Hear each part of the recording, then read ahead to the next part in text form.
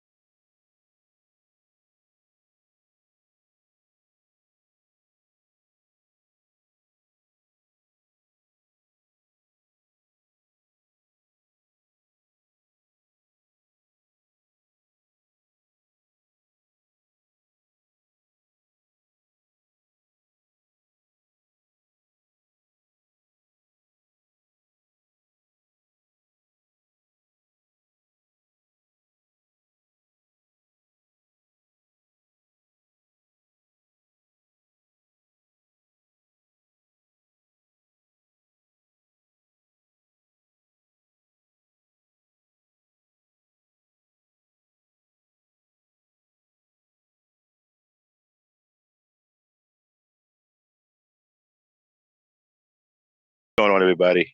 That is Stone Boy with Greedy Man. You know, children. We have a lot of conversations.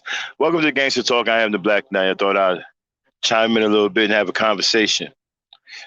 I hear a lot on YouTube about what we won't do for our children. How many men don't want to raise children? That's not theirs. There's always some argument about women keeping their legs closed. You got guys trying to regulate what women do with their own vaginas. They try to implicate women as if Black women are the only one who are involved in the baby making process. And every time I, hear these conversations, it's pretty much always the same thing. It's a one-sided, backward conversation about how many Black men today don't want to have anything to do with Black children. And that's problematic because they are our children. They don't belong to anyone else. They don't belong to white people. They don't belong to Asian people. They don't belong to Hispanic people and whatever race on this earth. They belong to us, Black people. These are our children. Whether one child is personally yours or not, it does not mean that this is not your child. You see, when I was growing up, the men that I understood, the men that I was raised under, were very, very strong men. Men of substance, men of means, men of integrity and honor. They understood that we could not leave our children in the street to the systems. So they will fall victim to gangs.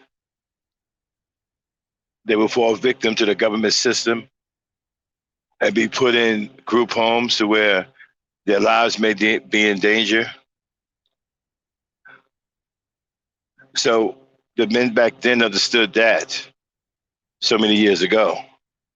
The men of this era don't care anything about that. They don't care about what happens to our children.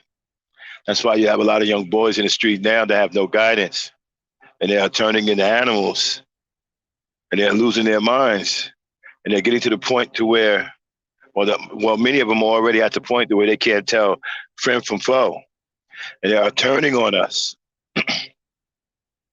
and they're murdering other young boys that look like them, along with women and Black children. So we have to get and put a handle on this. Give me 1 second, I'm frozen. Let me go out and come right back in, and I'll continue. Okay, right. As we're talking that way, it's true. As everybody, we need to,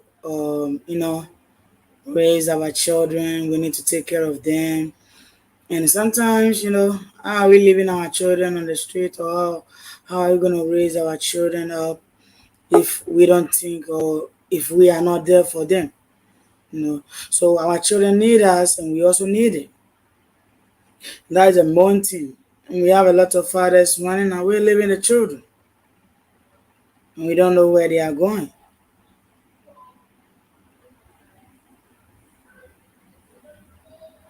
Yeah, so I think, Yeah, what's going on, Joe? Yeah, like I was saying, right? So we have to get a handle on this, right? Because if we don't raise our children, the government has shown us how they feel about our children. They will murder our children in the street.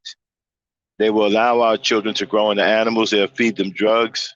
They'll turn them into monsters, and they'll turn them loose on us. They'll give them guns. And after they do a job of killing another Black person, they'll lock them up, give them a rap sheet, let them out to kill more Black people. We have to fight against this by raising our children. Don't look at it as, well, it's not my child. It is your child. See, the men that I grew up with understood that. They didn't let children run homeless in the street. People were more willing to take children in if they had an issue with the parents, whether the parents died or the parent couldn't afford to feed the child or whatever. People stepped up to help raise that child because, you see, children are innocent in all of this, regardless of the decision that the parents are making. That has nothing to do with the child. The child didn't ask to be here. Once that child is here, The responsibility falls on us to make sure that child has a chance at life. Now, you see, you'll have this kind of mentality if you truly care about your people. But those who don't care can't see anything like this. And there are a lot of brothers out here right now who just don't give a shit about that. They tell you it all the time. What kills me is the brothers who are on the pump and dump stuff. They're the main ones crying about they don't want any children, but they want to pump and dump, which will ultimately lead to children because the pump and dumpers are some of the most irresponsible men that you can come by. So when you have that kind of mentality, it kind of throws me off a little bit. Now, as black men, we are the leaders of our society, right? Black society. So we have to take control of what's going on in our society. In our society, our children, many of our children don't have a chance at a decent life. They don't even have a chance at being guided to a decent life, and that has to change. Now, some of you want to have an argument about, well, the baby mama should have closed her legs. Well, the baby daddy should have stayed out from in between those legs. So we can go back and forth on that, right? The baby mama should have closed her legs. The baby daddy should have stayed out from between those legs. We have a serious problem with black people today who just don't understand the importance of parenthood and don't put any real regard on life. They see these children as there's some type of thing to be passed around like some gift you buy from a discount store. They don't value the lives of these children. Just listen to the way they talk. Listen to how they talk about children today, especially guys from the manosphere, red pill. Listen to the way they talk about children. They talk about children as if their lives are insignificant.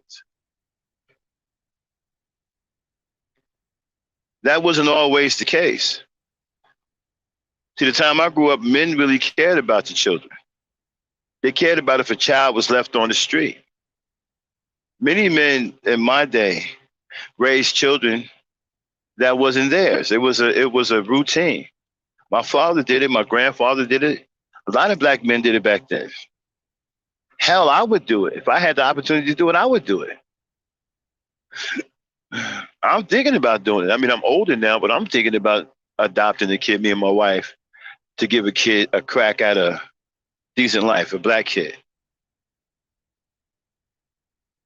Why? Because they are our children. We don't look at it as, well, they're her children or his children. That's not the way we saw it growing up. See, the parents back then, in my era, all the children in the neighborhood was their children. They cared about all the children. They looked out after all of the children. I had so many parents. Every parent on my block was my parent. And we have to get back to that. You know, we got to stop this ridiculous nonsense about pumping and dumping. That's a really dumb mentality to have. And we got to stop with this animosity that we have towards one or the other. All of this vitriol and viciousness. All this evil that's seeping into our hearts and turning our hearts black towards one or the other and to the children. We got to stop that. Now, we have a lot of fancy people who think they're smart. They say a whole lot of things, but they never say anything that matters. I notice like a lot of the smart people who talk, right? They never talk about anything that really matters. It's just stuff so they can have intellectual debates, but nothing that's going to move the needle for black people. And it's one challenge after another.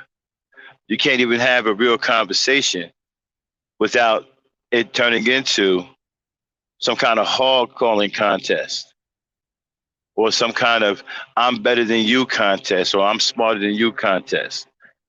Some kind of put down or disparaging moment in your life.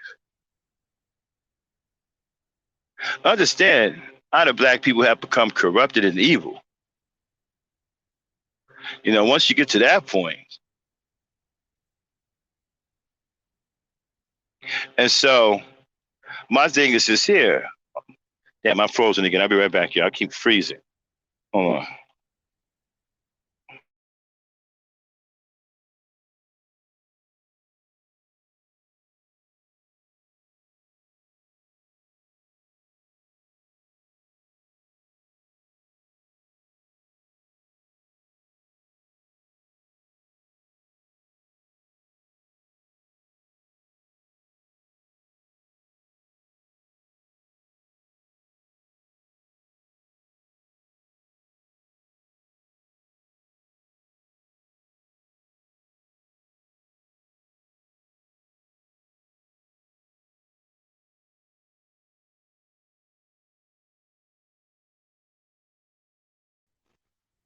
Okay, I'm back.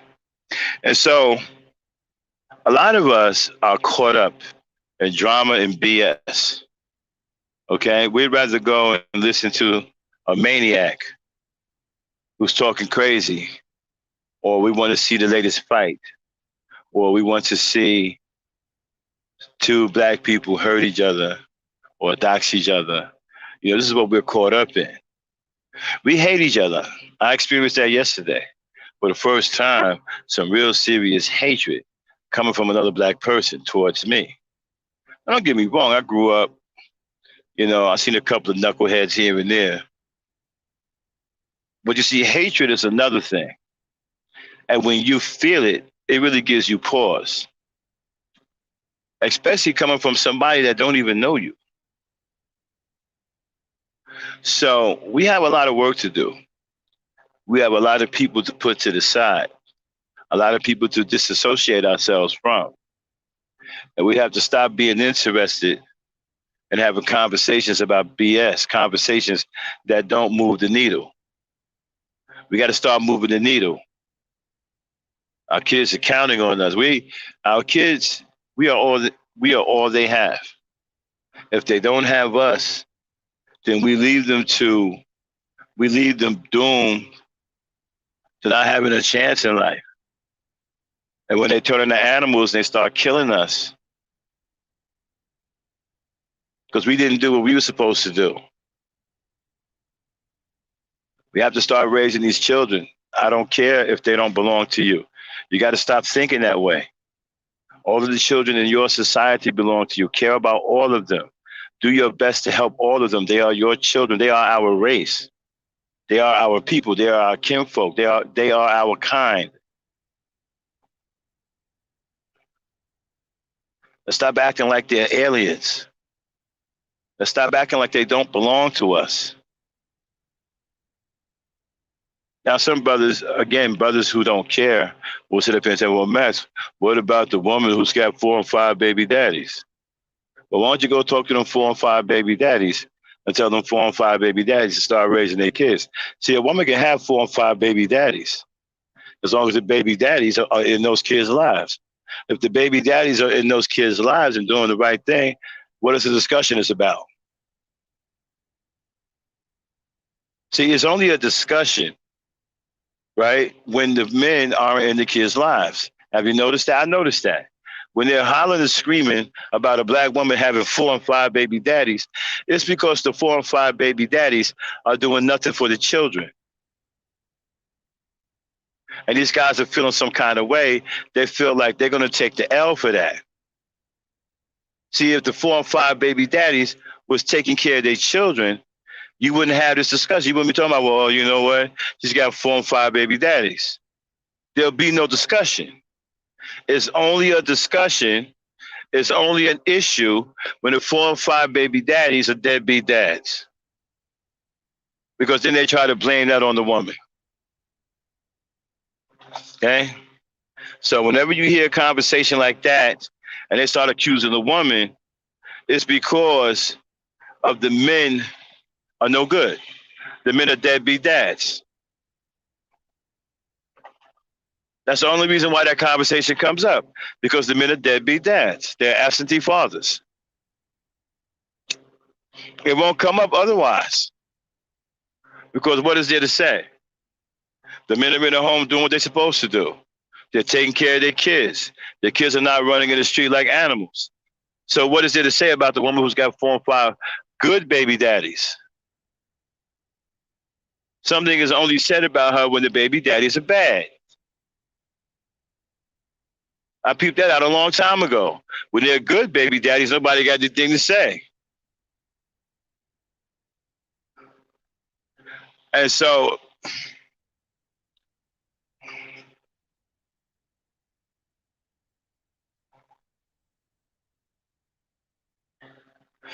well, I mean, Yvette, yeah, you right. Be careful who you lay down with, but we have to look at it this way. We have to start looking above things like that and start wondering where our race is going to go and what we want for our people, because these kids will eventually replace us, right?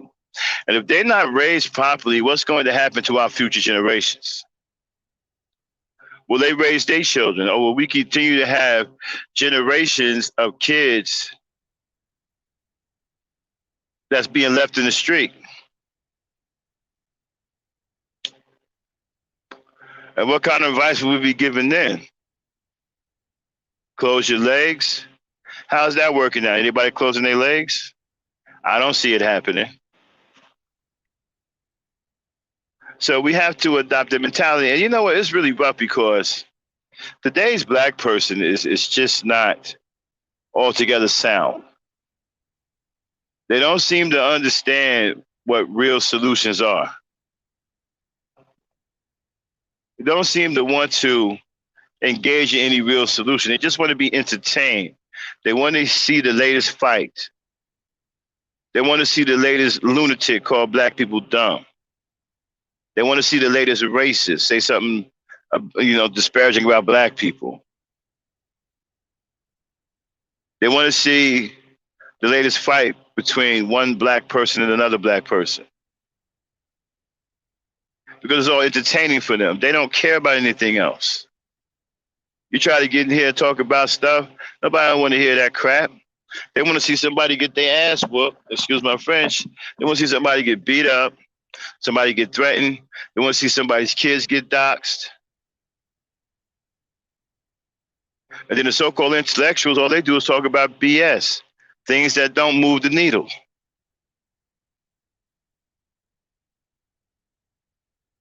Like right now, you got conversations going on about Ukraine and all that stuff, but no conversations about the black community. No conversations about the minds and the mentalities of our young boys, and no solutions in sight.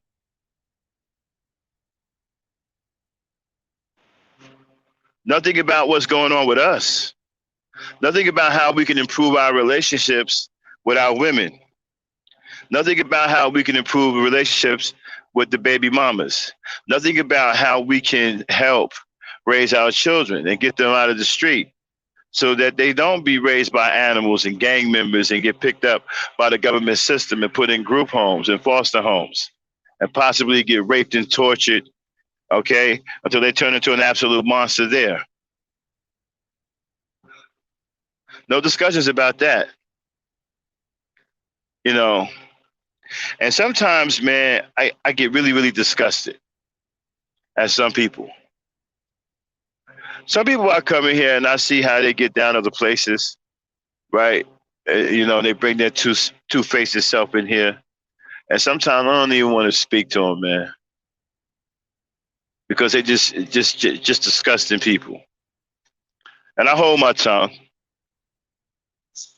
You have a right to be who you want to be and what you want to be, even if, I'm not in agreement with it. So you have a right to be two-faced. A right to be two-faced, I mean. But some of the people I see in other areas, see how they move in other areas, just get disgusted, man. And I say to myself, this is one of the reasons why we don't have a pot to piss in or we don't throw it out. You can't say nothing that's going to produce some kind of positive conversation that may lead to some kind of solution. There's always an evil caveat. Somebody always got to get their rocks off by beating the hell out of somebody else verbally. Somebody always got to tear somebody else down. Somebody always got to put the proverbial psychological knife in somebody's heart. Some of these people are so damn evil. If they can kill people in a verbal confrontation with words, there'd be a lot of dead people on YouTube. I've never met people that were so evil in my life. I didn't even know a lot of people like this existed.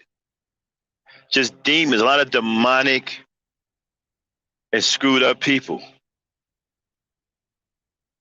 Just demonic. Now I understand now why certain people hang together.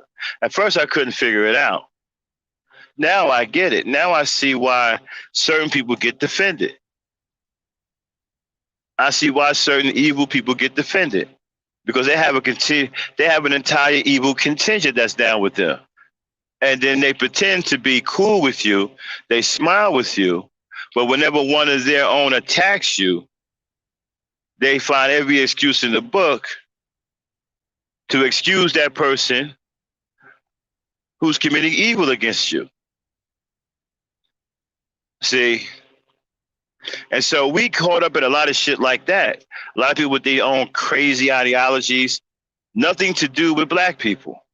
I haven't heard one decent conversation yet about what we're going to do to help the mental state of our young boys. I haven't heard one decent conversation yet about what we're going to do to prepare the relationship between black men and black women. I haven't heard any of that. All I've heard is a bunch of hatred. We got black people pretending to be white people. We got black people pretending to be black people. They don't want to be black, but they pretend to be black.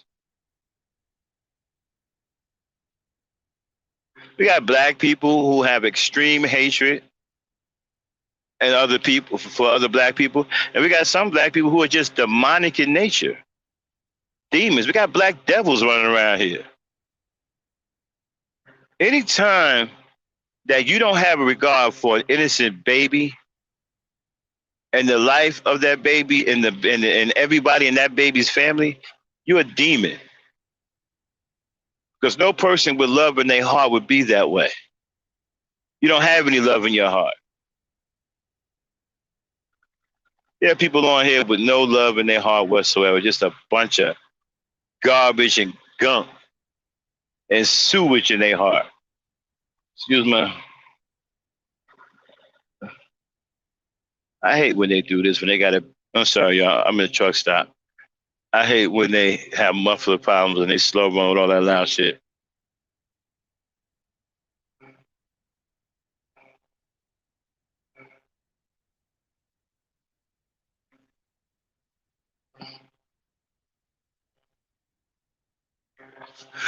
Well, I don't care, original goddess body. I don't care about co-parenting and stuff like that. You see, the way I look at it is this here. Especially the black men should take responsibility for making sure these kids get some guidance because they deserve that. I don't like to get on into the conversations about where all of the semantics are thrown around, co-parenting, things like that. I'm not really into the semantic thing. I'm looking at it from a pure result situation. We have to start getting results now. If you want to throw around semantics, I'm cool with it as long as those semantics, are about results. And that's what we're not getting. What we're getting is a bunch of people who hate black children, who don't want to have nothing to do with black children, but want to pump and dump black women. Hate the hell out of the black children, but want to lay with the black women, and then when the black women get pregnant, don't want to have nothing to do with it. Like I said, these discussions only come up when they talk about a baby mama with 2 and 3 baby mamas. The only time they start pointing fingers at her is when the 2 and 3 baby daddies are deadbeats. if they're not deadbeats, we don't have that discussion.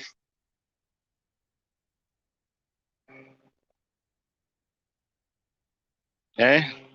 Hey, Charlene.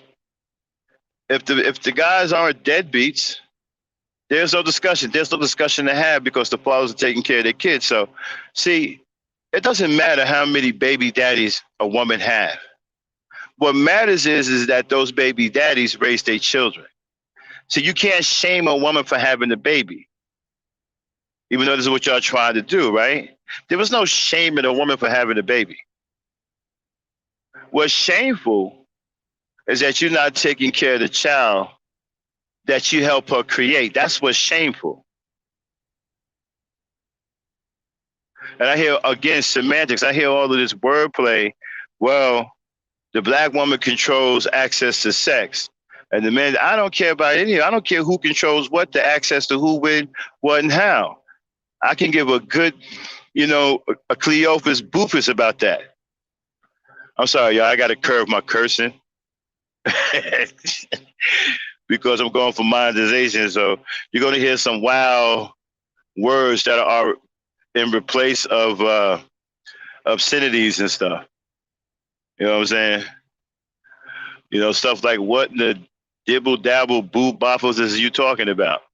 You know what I'm saying? What in the upside down coffee cake you make? Anyway, so right, and so you can't shame the black woman for having children because that's what she's supposed to do. She's supposed to have children. So when she has a baby, she's not doing anything out of the ordinary. She had a baby. But you see, as a father, when you don't take care of the baby she's having, you're stepping out of character. You're doing something out of the ordinary. You're not being a father. Because when a woman has a baby, she's an automatic mother. And she's already doing her job because once the baby gets put in her arm, she's already on her job. Feeding the baby, clothing the baby is sleeping with hers. She's holding the baby. She's already doing her mama thing. So you can't shame her for doing what comes natural to her.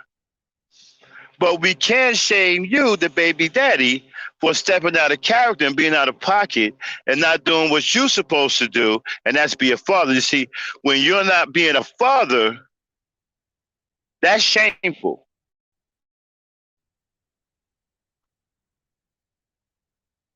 Look how destructive it is to our youth when you as a father don't take care of your end of the bargain. Look at what's happening to our youth. They're out here killing people. They're confused about their sexuality and their gender. They're walking around here with their minds in outer space. Many of them have gotten to the point where they have absolutely no regard for human life, not even their own. They're hitting women over the head with skateboards and biting their faces off in liquor stores, acting like little savages, shooting babies, shooting women, shooting other boys. This is the devastation that is caused when the father has stepped away.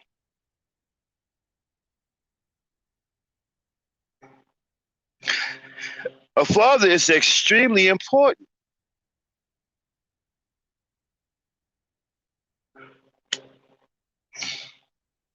Like I said, let's stop this nonsense about shaming the mother. You can't shame the mother.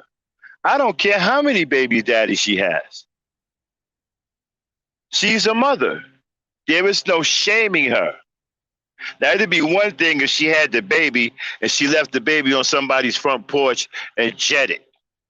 Then maybe you might have an argument. But when that baby gets put in her arm and she starts doing her mother thing and she brings that kid home and she continues with her mother thing, there was no shaming her. I don't care how many baby daddies she has. Because regardless of how many baby daddies she has, every baby that has come out of her, she's being a mother to. How can you shame that? There's no shaming that. So you guys have successfully pulled the wool over people's eyes. You see, you talk your rhetoric enough to where some people believe that what you're saying is absolutely true.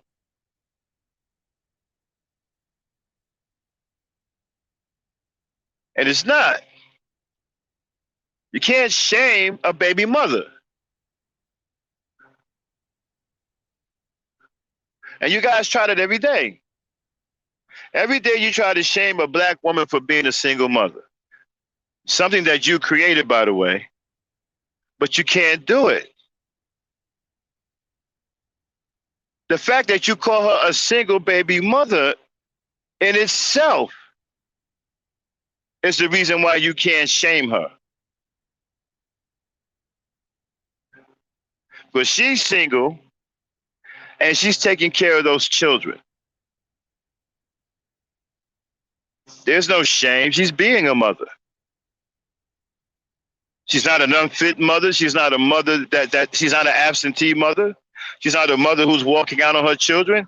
She's a mother that's right there for her child as soon as her child comes into this world.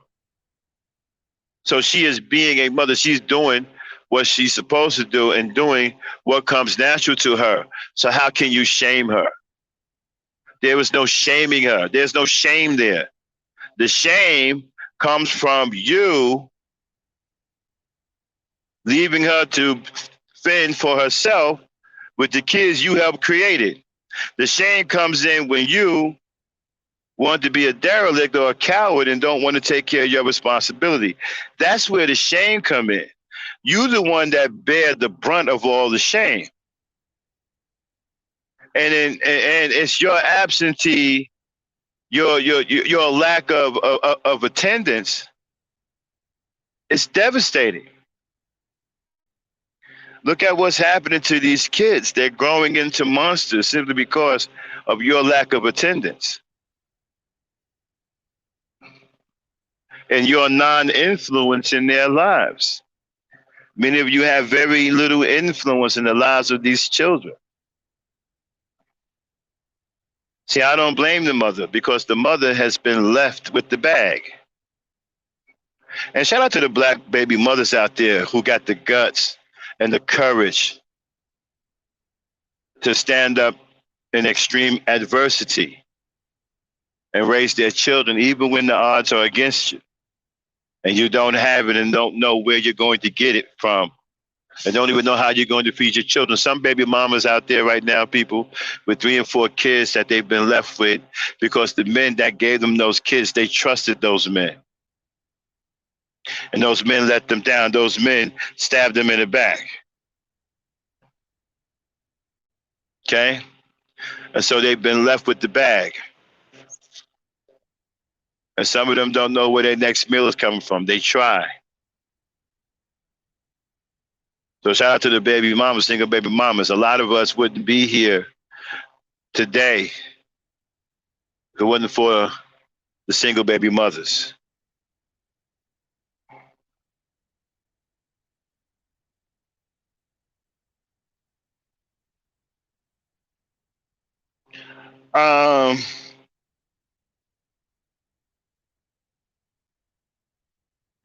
Yeah, original goddess body. That's a cool name, by the way. Yeah, and so let's get out of this habit of shaming our baby mothers. Like I said, there's no shaming. You can't shame a mother for being a mother. How do you shame a mother for being a mother? That makes no sense. But we can shame a father for not being a father. And that's where we're at with it, right? That's why you guys are trying to take the shame and you're trying to shift it. See, because you're the one who has all of the shame here. And you know you have all of the shame. And you're trying to transfer that shame onto the baby mother who's being a mother. And you're trying to make it seem like her doing what she's supposed to do and her doing what's naturally coming to her. You try to make that out to be like there's some problem with it. But there's really no problem with it. She's being a mother. And you keep trying to beat her over the head. You keep trying to beat us over the head with that, and you keep trying to make us think that there's something wrong with a single baby mother. Well, there is something wrong with it, but not what you're trying to convey. I'll tell you what's wrong with it. The fact that she's single and raising a child by herself. Where's the baby father? See, we got to stop putting that on. We got to stop sitting up here. Come on, guys.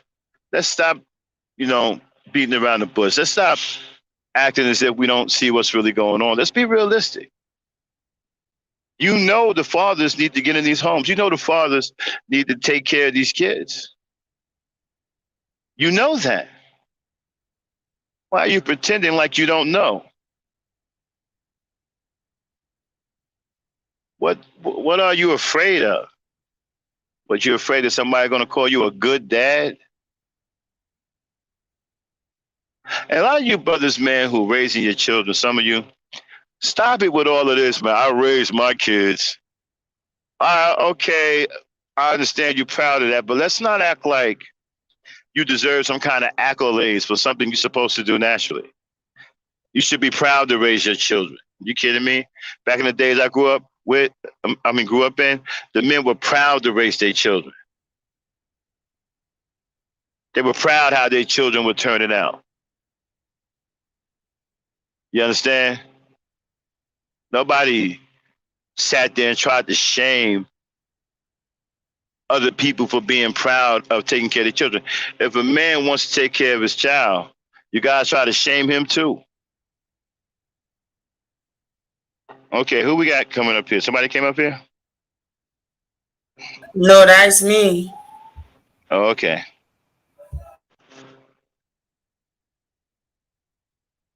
Right. So, so we have to stop pretending that we don't know what's going on here. The men are the problem. We got to shape it. I don't want to hear nothing about, well, there's 50-50. There's issues on both sides. I don't want to hear any of that. The men are the problem. The women are not the problem. They're not. The men are the problem. You are the problem. You are the weakest link. And you need to get it together. You need to strengthen your chain. Extend your cable tow. You need to start coming into these kids' lives and doing what you're supposed to do as a father. Stop sitting up on panels and blaming black women for doing the very best they can. And stop trying to shame a single black mother for being a single black mother. There's no shame in that. It's a shame that the father ain't there, but you can't shame her for being a mother. You guys don't even make any sense. You're trying to shame a mother for being a mother.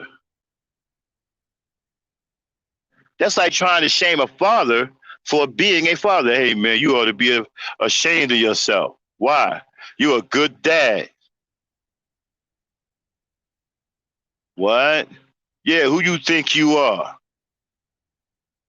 Some kind of tough guy? What makes you think you can make fun of us by being a good dad? The rest of us are derelicts. How dare you be a good dad? Yeah, isn't that crazy? But that's what y'all doing to black women. Black women who have these children, who are raising these children and doing the best they can, y'all shaming them for actually being real mothers.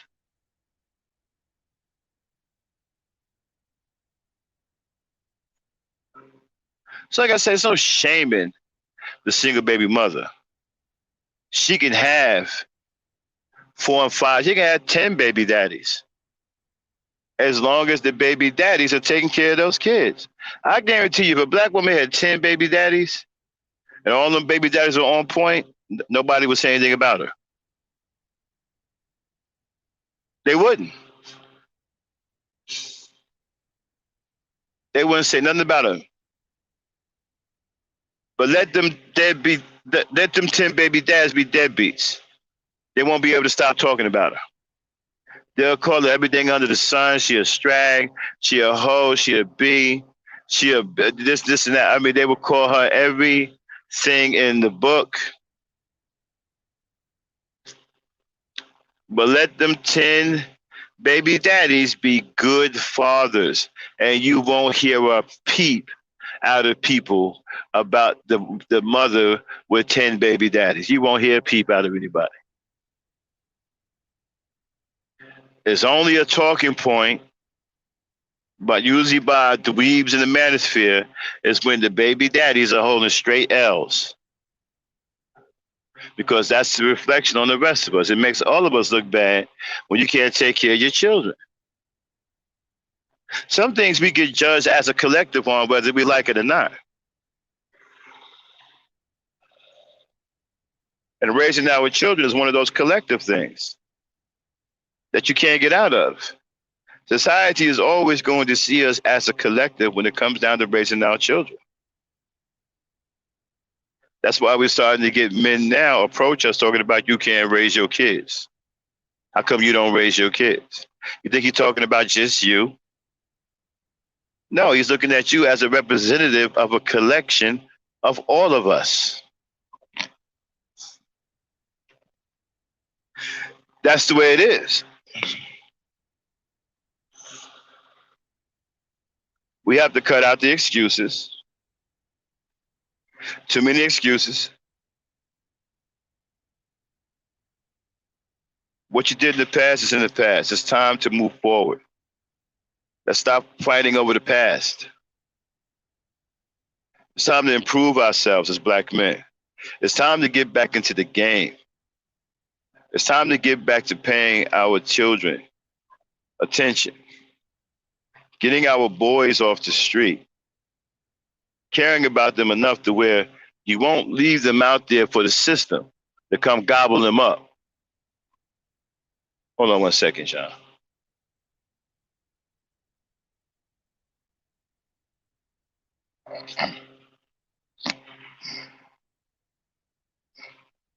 All right. Yeah, and so leaving it for the system to come gobble them up. I was listening to a podcast yesterday, and one of the brothers said, I'm not raising any children that's not mine. The sad part about that was the ones he had, he wasn't raising them either.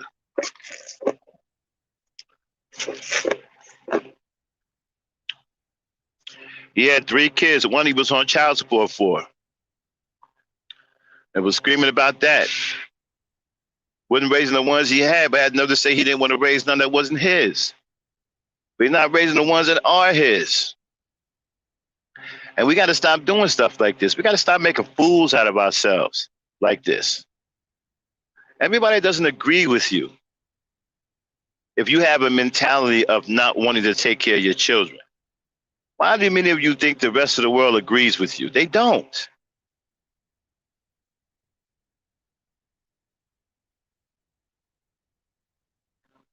Everybody don't agree with you.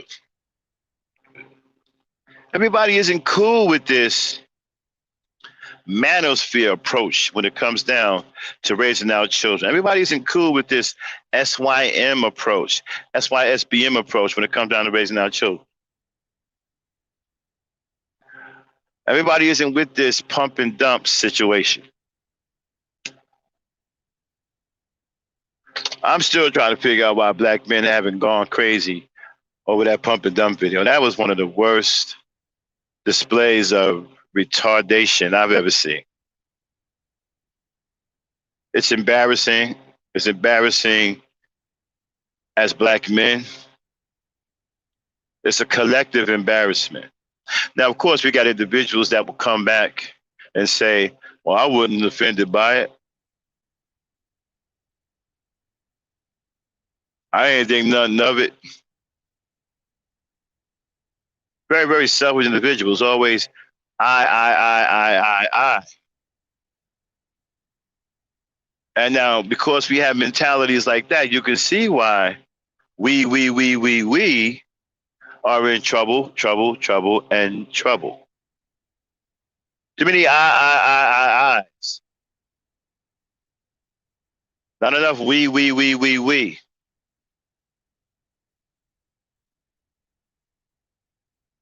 A lot of these guys lack what it takes to be leaders and fathers.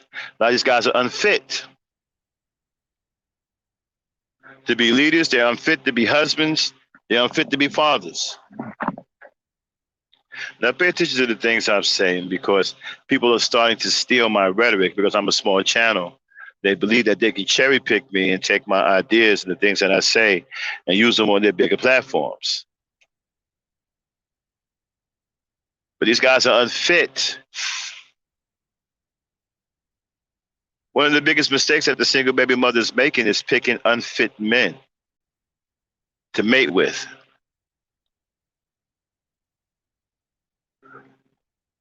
Hold on one second. Thank you, original goddess body. But yeah, and so as men, let's come on, cut it out, grow up, be men. These children are our children. Let's get into it, start raising these children, stop complaining, stop thinking that somebody else is going to do it. We have to do it. We have to come together as men, fathers, mentors, suitors, and we have to get these children out of the street. We have to take the pressure off the single baby mother, take the pressure off the black woman, which is something that we can do. We're very capable of doing it. Why we won't do it? Because we got too many intellectual blowhards, too many mouthy Negroes who want to have endless debates about BS just so they can be on tape for hours and hours arguing about nothing, sounding like an intellectual.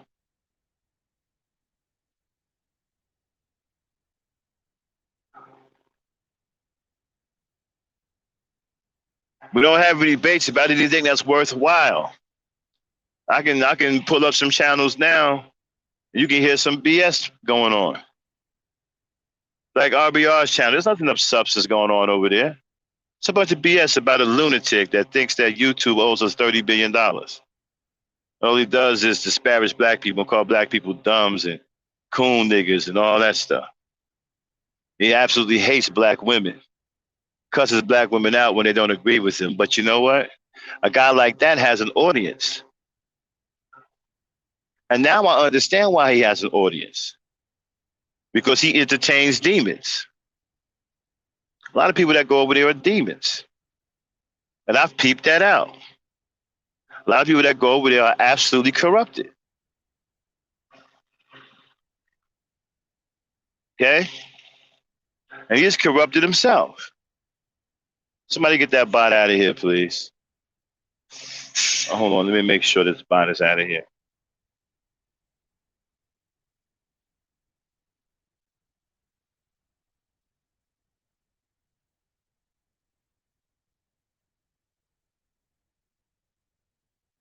Abby, are you up here?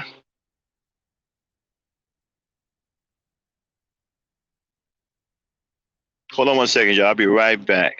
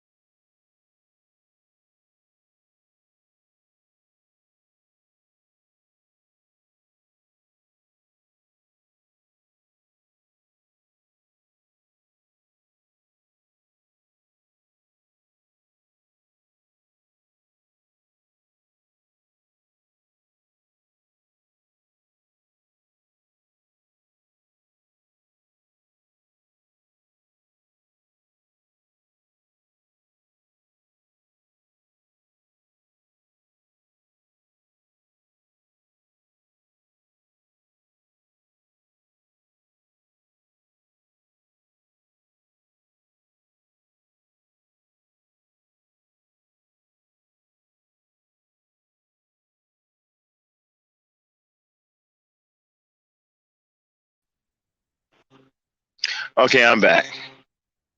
I had to go give original goddess body a wrench. Okay, so she can feel comfortable here. All right, anyway, like I was saying, so you can go on any channel right now, especially the RBR network, and you'll find a cesspool of black degradation going on. And you'll find the gleeful demons over there who are entertaining themselves by it. And so these are the things that seem to catch our attention. And we have to stop supporting garbage like that and start getting into more discussions that's going to lead to some real solutions. One is that our children, we have to stop our children from harming their mothers, harming other children. We got to stop that. We got to teach young parents how to be real parents. You got young parents running around here talking about their child's best friend. That's not a parent. A parent is somebody the child listens to and answers to, not somebody that to go out on dates with and have great big ice cream cones. And so the shaming of black women for being single mothers, I'm letting the cat out of the bag. There was no such thing as shaming a black baby mother. Cannot shame her.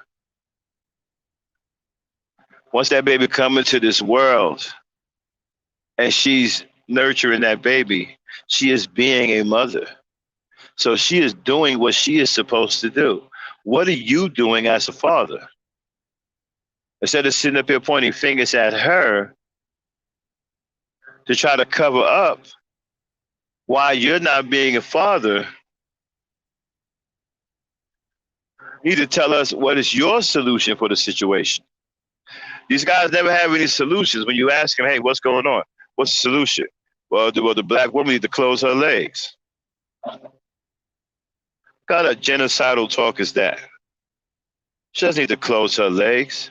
You need to just be fathers. See, if you were fathers, you wouldn't have time to be running around here making all of these baby mamas. You'd be home raising your children. You wouldn't be out running the street, getting all kinds of black women pregnant. See, being a father stops all that infidelity shit when you're really into your children. Now, I'm not saying some fathers can't still be unfaithful. Absolutely, they can. But most fathers who are really involved in their children's life, they're not into all that street running, messing with other women and trying to get a whole bunch of women pregnant. They ain't into that. They're into the lives of their kids. Hold on one second.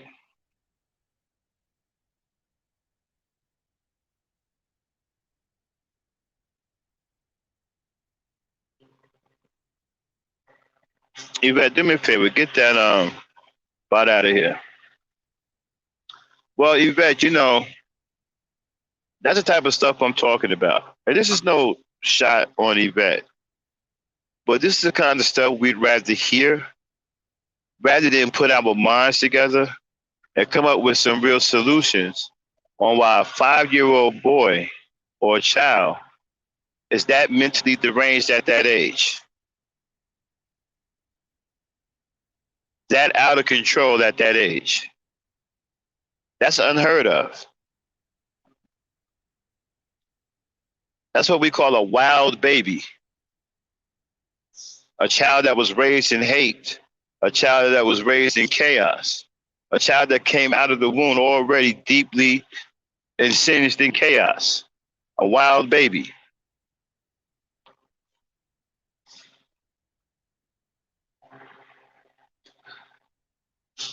What is the solutions?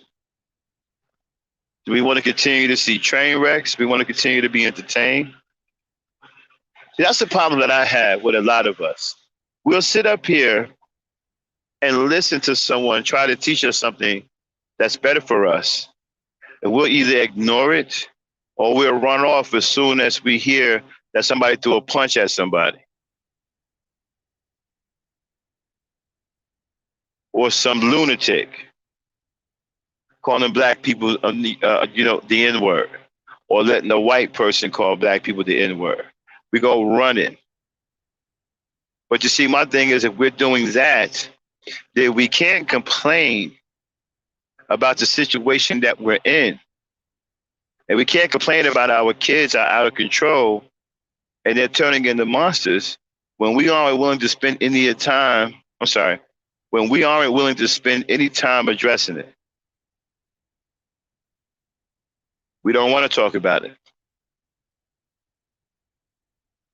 We just want to see a fight. We want to see somebody get thrown down the steps. We want to see somebody get verbally assassinated. That's what we're into. And I noticed something. The bad people on here, they have a large following. The people who are about something decent, a very, very small following. We have a small following here, but we're going to keep putting out positive messages. Eventually, we will build the audience. We're going to keep hammering away at it. You know what I'm saying? But my thing is, we have to, if we want better for our children, we have to raise them better. We have to teach them better. And we have to finish reconnecting with the black woman. It's not going to happen without her. Where do you think you're going without her? I've heard some of you guys so much you go your own way. Going your own way where? To do what? When you go to Cuba? Why do you have to move out of your own country when you have the most beautiful woman in the world right here in your own backyard? Why do you have to move out of the country? What are you going to move out of the country for? What kind of hater shit is that? Well, I'm socially awkward, and I'm a dweeb, and I'm a lame, and black women aren't checking for me because I'm socially effed up. Let me go get a passport and take my narrow, screwed up ass overseas and deal with those women.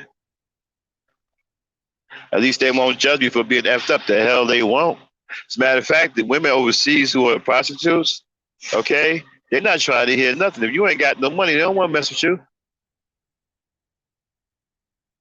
I've traveled overseas. I'm ex-Navy. I've done a Westpac. That's pretty much the whole Asian deal over there. I've been to all of the countries, the Asian countries, just about. And I was stationed in Japan. And I'm telling you right now, a lot of these places that these guys want to go to, those so-called prostitutes or bar fine girls, they ain't trying to hear nothing. If you ain't got no money, they don't want to hear nothing about nothing. They want to hear nothing about you being the SYSBM or you the manosphere and your baby mama got you on child support. They don't want to hear any of that. If you ain't got no, matter of fact, they'll sit there and listen to your stories and they'll smile, right? Waiting for you to finish, and they'll put their hand out, waiting for you to pay them. And don't pay them and see what happens. You're not going to occupy their time without paying them. And I know you guys are lying, talking about you going over here to get all these women. No, you ain't doing that. You're talking to somebody who's been to these countries. You ain't going over there wasting their time. I'm telling you that right now. You ain't got no money. They ain't trying to hear nothing. They don't want to be your friend. You ain't got no money. They don't want to hear jack. You're not going over there telling them those stories about black women. They don't want to hear it. You ain't got any money. It's pay to play. If you can't play, there will be no play. There are strictly business over there. All you liars, I sat up here and listened to all you liars, make these phony fake videos. I went to Brazil and the women, man, that's BS. You ain't went to Brazil and did nada. You went to the hostro over in Brazil. Those women are going to say whatever you want them to say because you're paying them. Hold on, somebody got that bot out of here? Let me make sure this bot is out of here.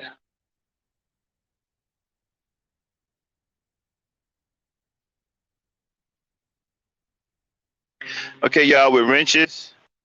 Y'all see these spots come up here. Let's get up out of here, right? All right. And so, and like I was saying before I close it out here, because I'm getting ready to drive here in a minute.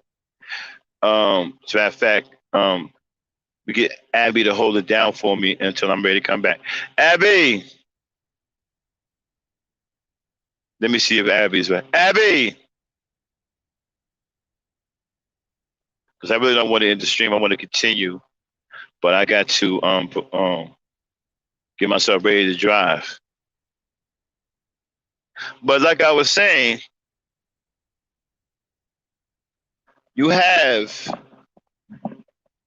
a situation where we have black men who don't want to accept responsibility for taking care of our children, and that's something that we must do.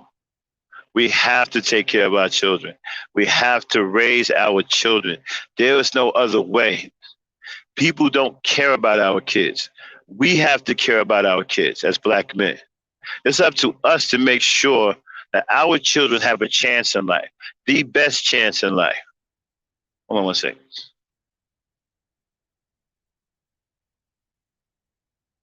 Oh, okay, Yvette. You don't have the ability to unblock them? I got to look into that. I got to find out what's going on with that. You should be able to block them too. I'm glad you told me that. I got to get that fixed. We'll get that fixed. I'll talk to Dame, and then we'll go into the channel and we'll get your name, and we'll see what's wrong with your wrench, because you should be able to do all of it. Okay? Don't worry, we'll get it fixed. But like I said, we owe it to our children to give them the best chance possible at life. That's on us as black men. Now, whether you want to take that responsibility on or not, that's another animal that we have to deal with.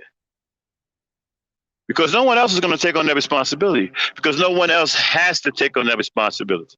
That's your responsibility as black men. Somebody else's responsibility. Black children don't belong to anyone else other than black men and black women.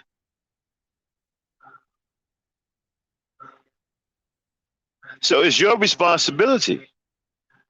It falls on you, not anyone else. Now, I understand some of you don't like that because some of you are very immature. And that's another thing too, man. We got to start growing up. Too many of us are 30-year-old, 40-year-old adolescents, teenagers. Come on, we got to stop that. 45 years old, your sartorial expression is that of a gangbanger who's somewhere around 19. Got to cut that out. Stop wanting to be a gangbanger until you into your 60s. That doesn't work. You need to start thinking about being a productive member of black society. That means that you need to arm yourself with skills, nation building skills like carpentry, brick masonry, welding, electrician, plumbing, architecture. They are still the skills to beat. They are still the skills that build pretty much everything in this country and in this world.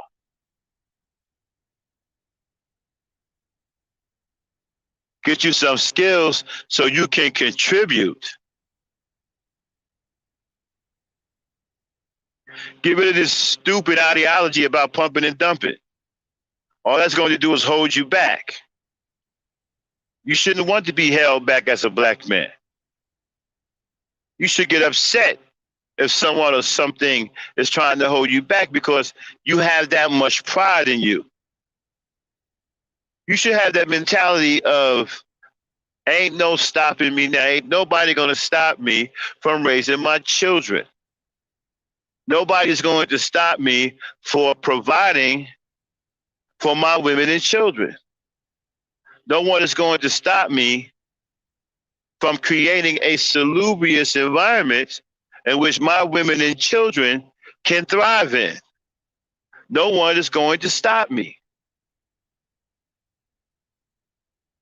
That's the kind of thought you need to have in your head, not this pump and dumping these bitches. Man, that's so unreal. I mean, the stupidity behind that is just otherworldly. Um, the fact that they even had the guts to make something that retarded says a lot about them. It takes a lot of strength and a lot of guts to make something that retarded. So there's something to be said about that, believe it or not. It's unfortunate that that strength and the guts that they had is being used for ignorant shit like that.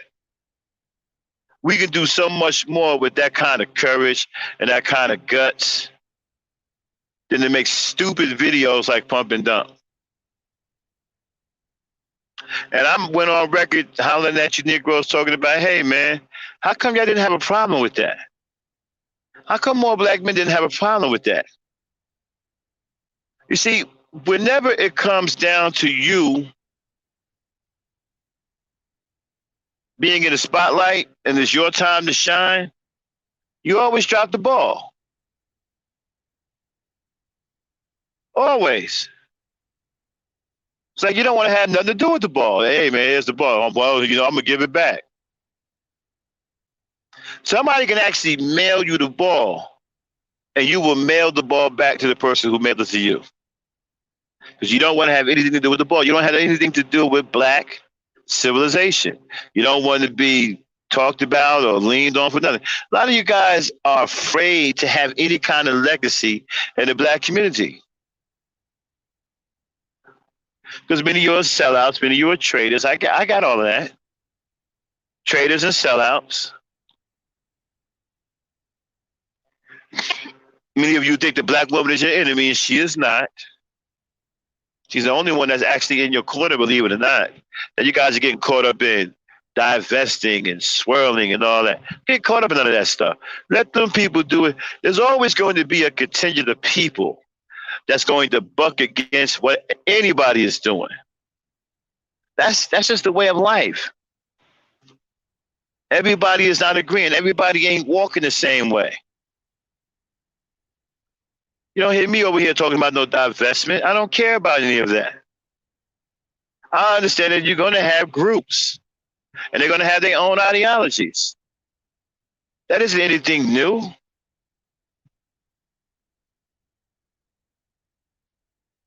Now, the aborting the babies, I got a problem with. Now, hold on. Let me see what God says.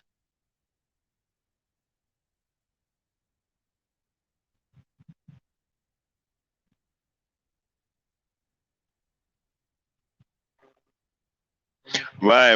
Very low. You know, original God. We was talking about vibrations in here the other day.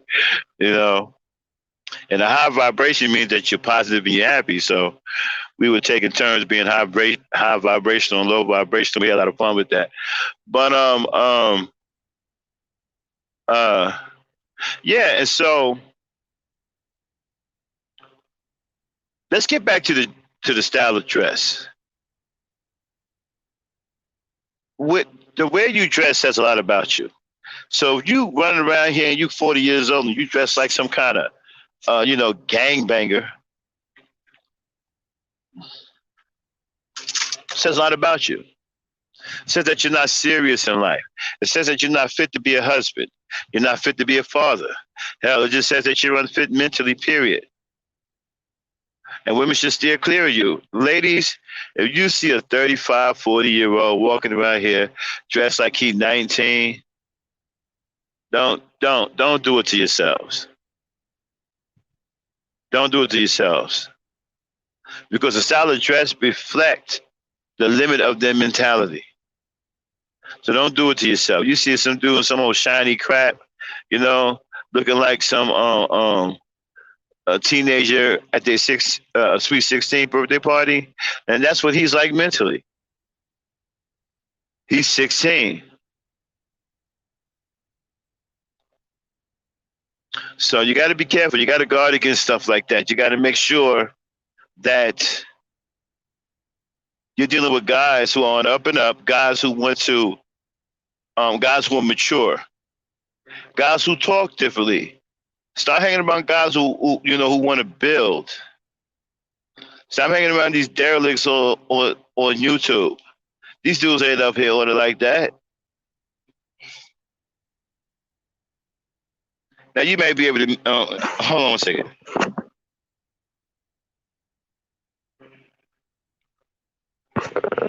Now you may be able to meet up with somebody here, and y'all go offline and do something in real life. That's cool, you know. But you're gonna get nothing done here. You just got too many miserable black people here in social media. Too many demonic and evil and corrupted black people. Okay, just too many. So we have to do our silent building. And I'm gonna get into that probably in the podcast. We're gonna talk about silent building and what is silent building. How we can build silently without being interrupted. You know, by people who think that the only way that black people can do something is to fight each other. Well, no, we can do much more than that.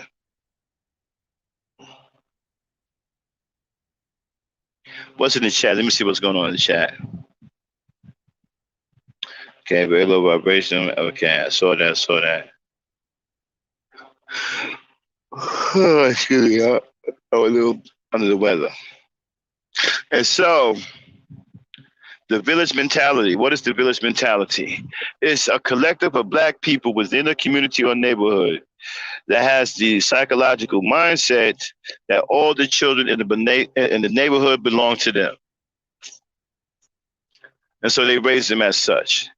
Back in my day, men had no problem raising kids that wouldn't dance because, again, they had a mentality. They wasn't about to let some kids suffer in the street. Not the men I grew up around with. I don't know what's going on with these guys today. I couldn't tell you. Couldn't tell you at all. Well, actually, I probably could. Hold on 1 second, y'all. I'm looking for my my jacket. I'm trying to figure out what jacket I'm going to wear today because the weather is changing. And I'm in Indianapolis and I'm heading to Virginia. I don't know what the weather's like in Virginia right now. But it does get kind of cold while I'm driving, so. Give me 1 second here. Thunder Princess, are you there? Yes, I'm here. Do me a favor. Entertain the people. I'll be right back. I'm getting dressed. Give me Uh, 10 minutes, okay? I'll be right back. okay, that's true. When you go into the church, I think there's a lot of things that other people have said in the church. No money, no honey. It's true. If the person is not having money, how will I have some kind of affair with him? Because he's not going to take care of me. You see, and you have to make sure before you have some, honey, or you're gonna have sex with somebody. You make sure the person is having money. Which, if there is a pregnancy in it, he can take care of the child. He's not going to leave that child for you to take care of, but he's going to help you take care of the child. That's why a lot of women we say, or we asking for money, or we seeing that when we're going for maybe a relationship, we're going for money because of the children. It's not because of the money we're going to use it for our body or for our makeups, no, but especially for the children. And that's our main thing that we have put in, because a lot of men, when they have sex with you and they finish, they'll tell you, "Oh, my lady, I'm not the one." Okay, don't worry, I'll accept the pregnancy, but I don't have money to take care of that child. So if you're not bother, just go ahead and abort that child. That's the main thing that sometimes they've been telling us. So if you are a woman, for me, I'll just tell you, my sister, don't go for any man who don't have money, because as long as when he gets you pregnancy, he's gonna leave you, and you're gonna struggle pain for a good 9 months before you're gonna give birth. So for me, I agree with Mazda. Men that they don't provide, they don't protect, I am not going to be with them. You have to be a strong man. You don't need to be like a female or like a woman. Every man is supposed to be a strong man, like a lion in the house. It's not a lion bound. It's not a lion that you're gonna throw or run your house, your children in your house. No, the lion who's gonna protect, who's gonna be in the house when somebody's coming home. You're gonna chase that person out of your house, out of your home, because you're a lion, and they're gonna be afraid of you. But don't be like a cat. You just see something, you throw it, you go back. I'm not gonna say anything about it. That's how cats look like. So me, my suggestion is that as soon as you're a man, just try to be strong. Try to be a man that will be there for his children, who will be there for his family, who protects the entire family. Not if we're talking about family, not your family alone, but we're talking about a family that you and your wife or you and your woman have built. And who are they? That's your children. So if you're having 2 or 3 children, they are your family. Don't run and leave them. The women have been taken, or the women have been a single mother for a long time.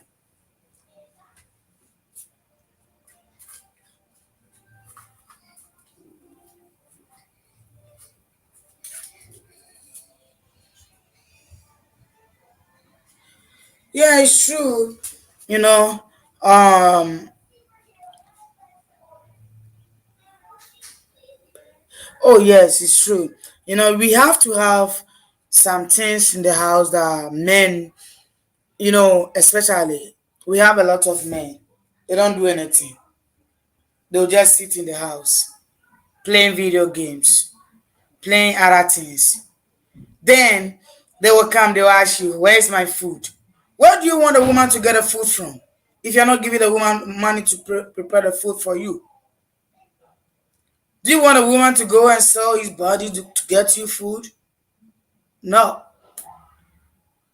If he sacrificed for your children, he have to also sacrifice for you. That's a whole lot of problems, or that's a whole lot you putting on the woman. For me, I'm not gonna do that. I'm not gonna let my man sit in the house playing video game, whilst I'll be suffering, looking for work to do, take care of my children. Then you have to go. If you are not gonna help me, you have to go and let me sit down and I'm alone, taking care of my children alone. Because I'm not gonna sit down and look at you running over the house, playing, hey, today this team and this team is gonna play. Today this. All of the time you know which team is gonna start playing the match, because it's like you are their coach or you are the manager of the team. You know everything which is gonna happen about the team. But when it comes to your family, you don't know anything. When it comes to your wife, you don't know anything. When it comes to your children, you don't know anything. When it comes to your society, the environment that you are, you don't know anything about it. And you can leave your children stranded on the streets. What do you want them to do? We have a lot of black children who are male, now that they don't even know anything to do for themselves because of their fathers. Because their father wasn't there for them. Their fathers did not teach them how a father is supposed to sit down with his son. A father running away, leaving the son for the mother to take care of. The mother will sacrifice and take care of this son, and then the father is going to blame the mother that, hey, when I leave my son for you, what did you do? You didn't take care of him. You did not do this. You did not do a whole lot of issue. When there's a certain point, a woman can take care of a male man, a male, and the way she's going to take care of a female is going to be a whole different. Because female, she can control the female. But sometimes the male, they need a man. They need a man voice. Because if I can remember, when my father was taking care of me, When my mom talks to my brothers, they look at her like, oh no, mommy, you don't know, we're gonna do this. But when my father scream, all of them is gonna run away. If they have something to do, they're gonna do it fast. So it's kind of different way when a mother is training or looking after a male in the house. When the father is at home taking care of the man, oh boom. The men learn everything. And sometimes the men can come to you, father, and they'll be asking you questions. Oh, daddy, what was this? In the olden days, what do we do? You see, you can even tell them a story about your life. How you end up or how you gain and who you are today. That's a teaching that a father is giving it to his son. But it's not like, oh, son, I am here. Okay, what are you doing? Daddy, I'm this, I'm this, I'm this. Okay, tell your mama today you coming to me. See a whole lot of things. Then you leave your children. I don't blame the children now that they're on the streets, that they're dealing with drugs and stuff. I blame their fathers. Because their father let them be on the street for them to take drugs. Because they wasn't there for them. They wasn't there to teach them the way that it should be on when they are adult. Or they are above 18 years. No, they don't know. So they believe that, oh, maybe my mama have been sending me to the market to buy, or my brother send me to the grocery shop to purchase some things. I can do that on the streets. So let me go and deal with my friends. Yeah, of course, you can deal with your friends. You can learn something from your friends.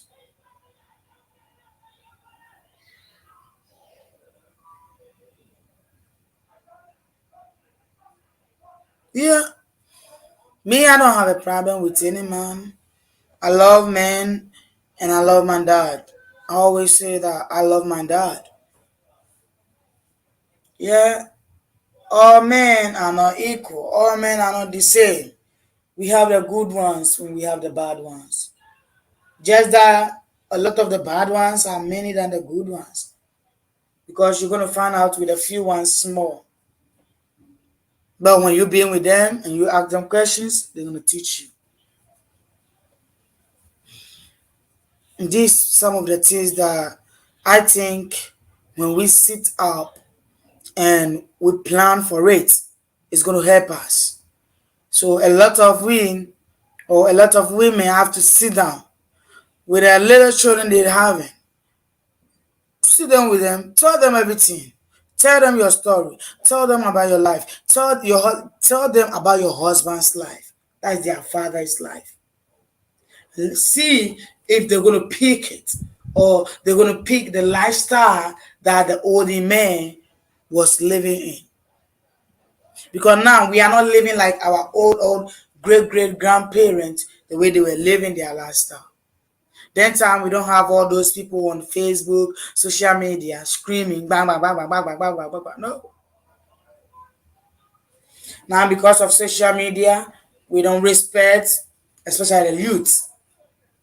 We don't respect. We don't care if the person is older than us. But in the olden days, they check all those things. Before you want to talk to somebody, you will see if the person is older than you. If the person is above your age, you salute that person. You give a respect to that person. Well, now it's not there. Now because you're working, I'm working, we think we are equal. But we are not. You know, black people, we have to sit up. We're losing our communities. We're losing our children. And we cannot be losing our community and our children like that. That is very shame for entire black people losing their children and their community like that. The women being tired of everything that the men supposed to do and they are not doing it. They've been complaining a lot. They've been saying it a lot. They've been telling people a lot. But it seems like the men is not having their mindset of changing. They're still doing what they are doing. That's right. That's right. Yeah.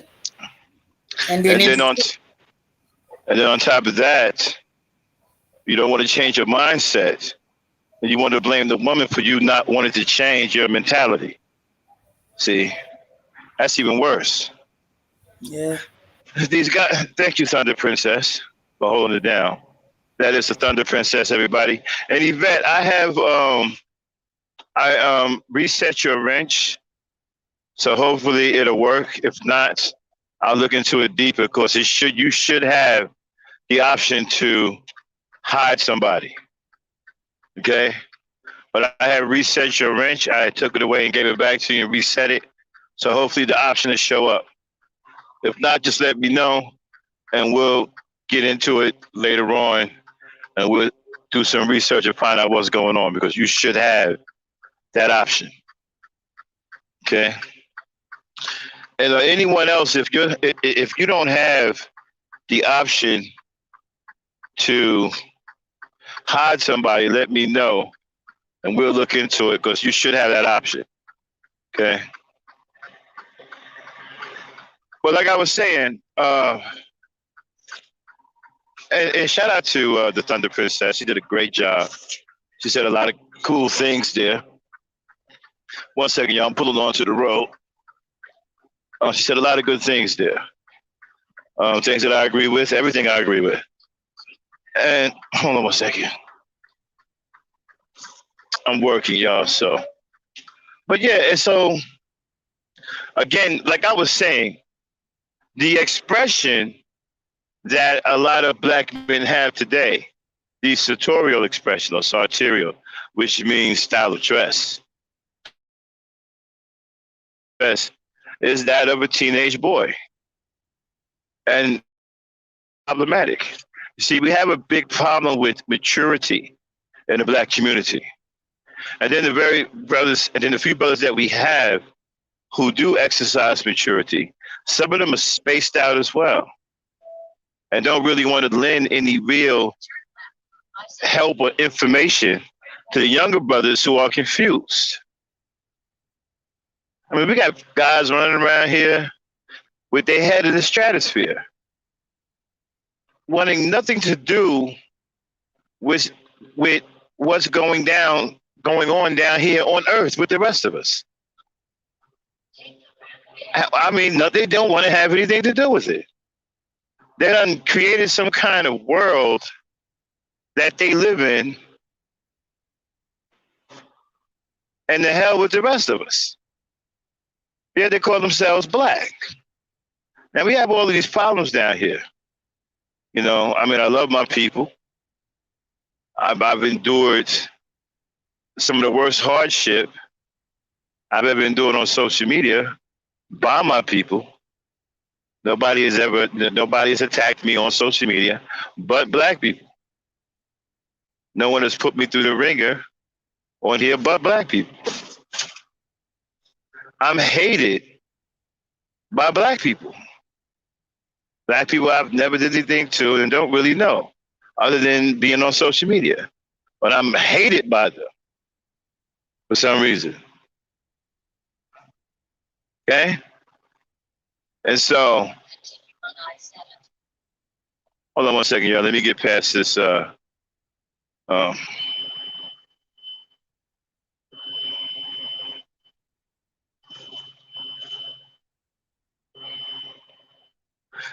Give me one second.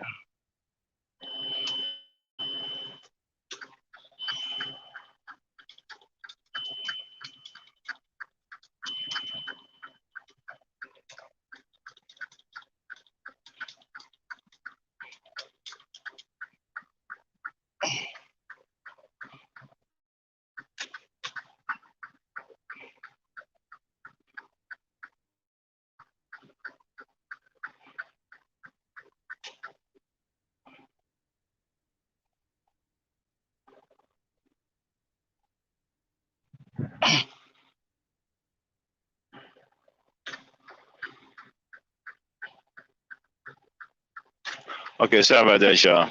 I'm back. And so, like I was saying, right, we have a contingent of black men who just don't want to grow up. And we got guys who created their own situation out of a state of consciousness that will allow them not to even deal with any of our people, you know, and you have to come up somehow to their level in order to even talk to them. Okay. Which makes me wonder what the hell is the purpose in the first place. You know, if you've reached that level and others haven't, then how are you going to be of use to the people? And, you know, and we have a lot of stuff like that. When it comes to black men, we have a lot of gimmicks going on.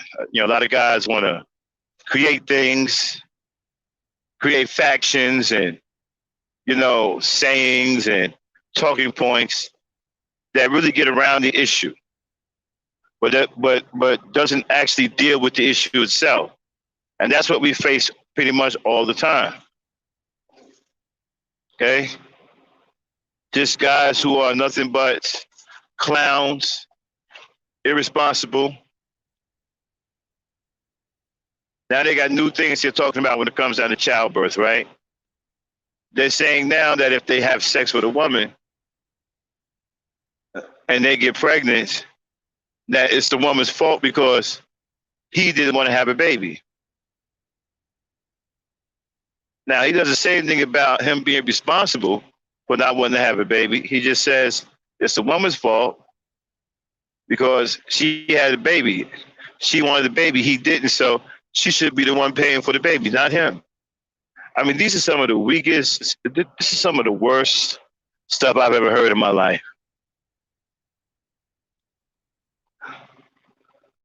It's some of the worst stuff I've ever heard in my life. I've never heard guys talk like this.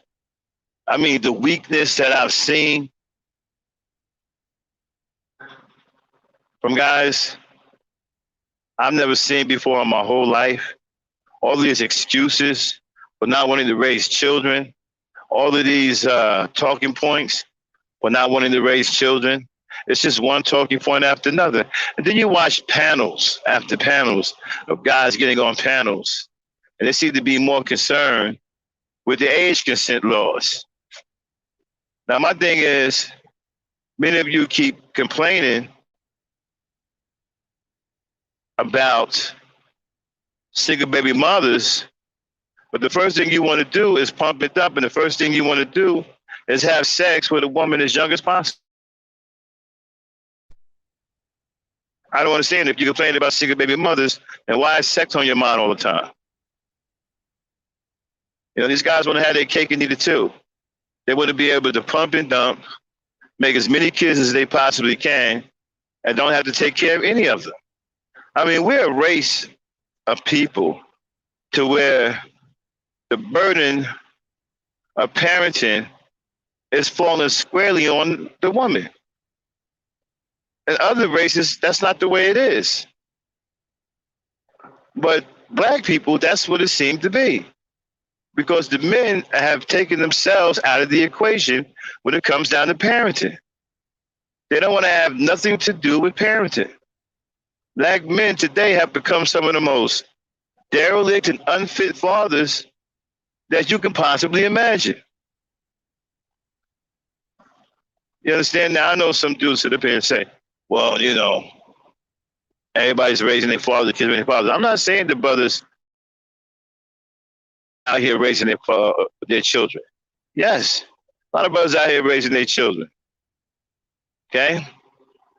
But there's a lot of them out here that's not raising their children. We're not worried about the brothers who are raising their children because many of the brothers who are raising their children don't end up doing heinous crimes. See, the ones who aren't raising their children, many of their children are out here doing crazy crimes, murdering kids, shooting mothers. They're turning into animals. Hold on 1 second. They're turning into animals, so they're problematic.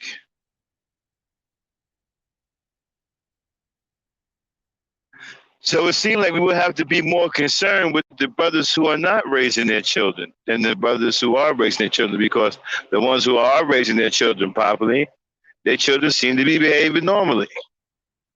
It's the ones who aren't raising their children where the kids are completely out of control. And that's something that we have to deal with as black people. Can't keep giving these guys a pass and say, well, you know, the other black men are raising their kids, so let's not pay attention to the fact that you're not raising yours. Well, that's not the way it works. We need all of the fathers raising their children, every last one of them, as many of them as we can get. And we definitely got to have the village mentality. Now, it's going to be hard to reestablish that because the mindset today is really, really terrible. And you got too many black men and black women who are dead set against each other. Okay? It can be done. It's going to take some doing. You know, it's got to start with a small number of black people being consistent and spreading that mentality to other black people. That's going to take some time. It's going to take some time, but we have a lot of hurdles to get over. Now, people tend to talk to me in ways that I think are unrealistic. Then they blame me for not listening to them because they're talking about something that's unrealistic. Some people I've talked to, they want things to happen right now, which in many cases is virtually impossible. There are just too many black people with their head turned on backwards. I don't want to focus on them. Well, who's left? We don't need to focus on the people who are doing the right thing. We need to focus on the people who aren't doing the right thing. That's how you get stronger. The people who aren't doing the right thing need to be straightened out. Forget about the people who are doing the right thing. They're doing the right thing. We need to go over there. We need to go over there where the girls and the guys are cutting up at. That's where we need to go. That's who we need to straighten out. Not the good guys. We got to do something about the bad guys. And so, hold on one second. Shout out to everybody in the chat. And so, getting back to what I was saying about having a village raising children, it starts with the care of the men, not the women. You see, the women are just reactionary to what we do, fellas. We're the leaders. They're waiting for the leader to do something. So you have to lead. You have to decree something in your community. You got to do something that leads to people in your community so that they'll follow you. And you got to be, and you got to follow up. You got to be a good leader. You got to show them that you're a capable leader. Okay? They will follow, but you have to show them that you are a capable leader. Nobody's going to follow someone who's not capable of leading them. Now,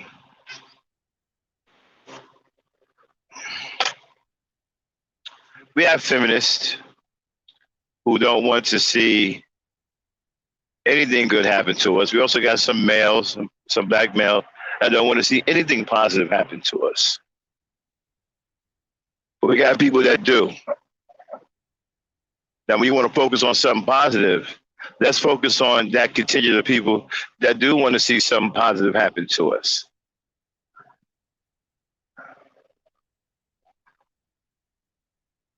Let's take a diet, a drama diet. Start having conversations worthwhile. How many times I hear conversations about Marcus Garvey that don't lead to anything? How many conversations I have about Malcolm X that lead to nothing? Conversations about what they did 500 years ago, 1,000 years ago. It doesn't lead to anything. There was no new instruction. There's nothing to help the generation out, nothing. There's nothing to help our generation of women, our new generation of boys. There's nothing out there. These conversations. A lot of intellectual babble, though. Plenty of intellectual babble.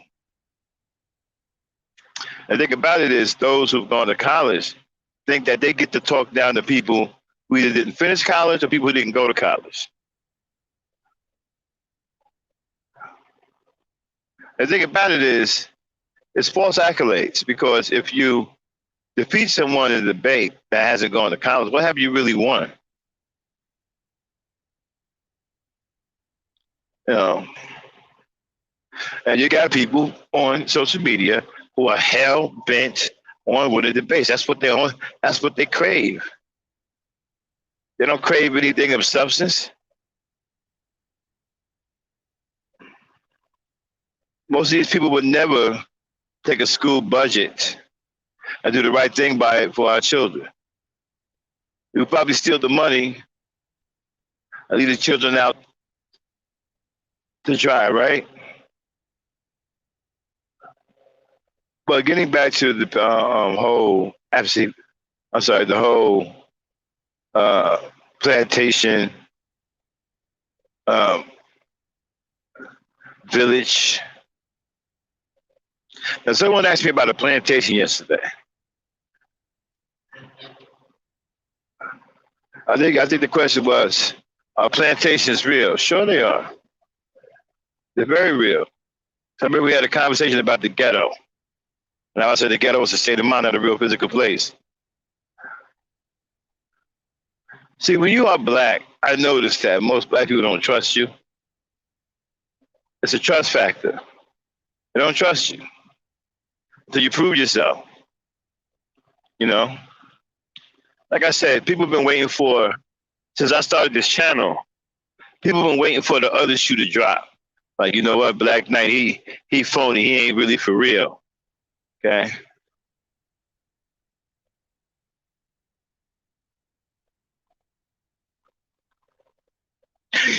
Yeah,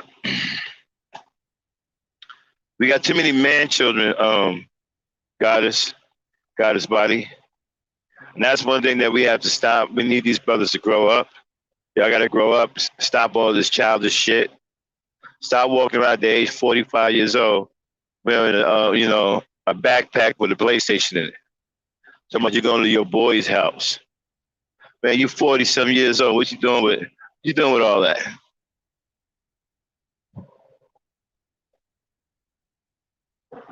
I mean, I understand some of these games can be addictive. But do you let the game control you, or you control the game? Many of you have been letting the game control you. That's why you can't raise your children. You get understand something. The game don't care anything about your children. You have to care about your children. Hold on one second, y'all. Let me take an energy drink. You have to care about your children.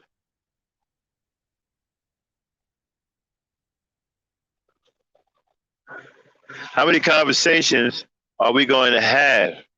Hold on one second. How many conversations that we're going to have about what black men don't want when it comes down to black children? How many times you're going to disown our black children? How many times you're going to say you don't have nothing to do with the community? At some point, we have to fall back on our community for support. And if you haven't built it up, what support do you think is going to be there for you? And judging from the way some of you are, you're going to need that support at some point.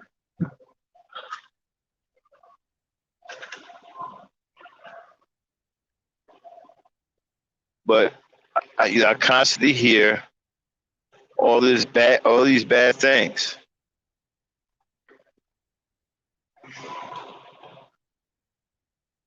I'm sorry, y'all, I'm driving too.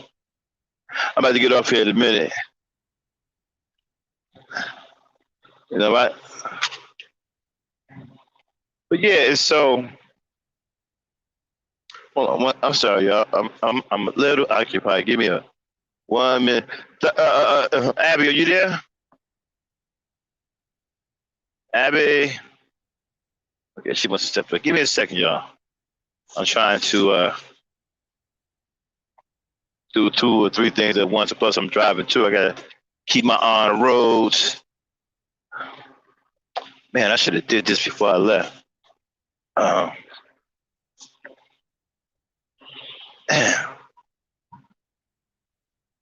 Okay, I can't do it now. I guess I gotta wait. Hold on a second. Let me see if I can grab it from here. Okay, I think I got it. All right, I got it. Nifty piece of driving, y'all. I'm actually on the road right now, y'all. I am in Indiana and down Interstate 70 on my way to Virginia. Shout out to all of the truckers out there. I would say what's up to City of Truth, but he's a super troll and a scumbag. So, but anyway, let's get back to what I was saying. Hold on, let me get my burst of energy from this 5-hour energy drink. I ate a big breakfast and I caught niggeritis, so I gotta wake myself. I gotta wake myself up. But yeah, everybody, and you know, the conversation I'm having is real with you right now, because I believe that as Black men, it's our responsibility to raise our children. It's nobody else's responsibility. Our children belong to us, and we have to start showing our women and showing ourselves that we can raise our children. It's no badge of honor in not raising your children. That's a badge of shame. It's a badge of shame for yourself. It's a badge of shame for your woman. Imagine what your woman feels when her men cannot adequately raise the children.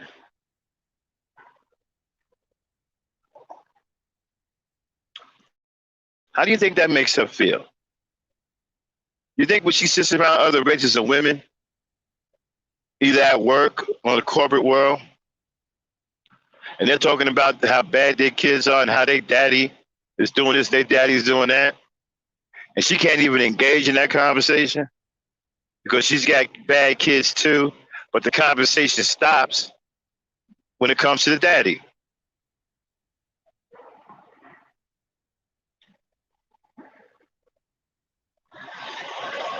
Conversation stops. You know, she said, oh, my children are terrible. Their father spoils them too much. And then the Black woman would be on some, well, my children are, you know, they're a little bad too. And their father, that's it. You ain't got nothing to say after that. You can't even relate. You can't even have them conversations with other races of women. So how do you think that makes you feel? Why do we feel? I noticed this too. Why do we have a situation to where we don't mind our women feeling bad? Why doesn't our women's feelings matter to us? Okay? Why?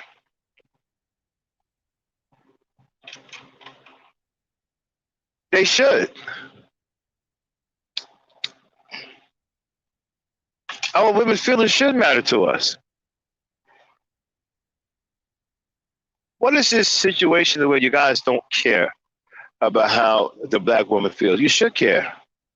You are the one that's supposed to be loving her. You are her natural mate, her natural counterpart. So you are the one that should be loving her and caring about her. Why you don't care about how she feels? That's problematic in itself.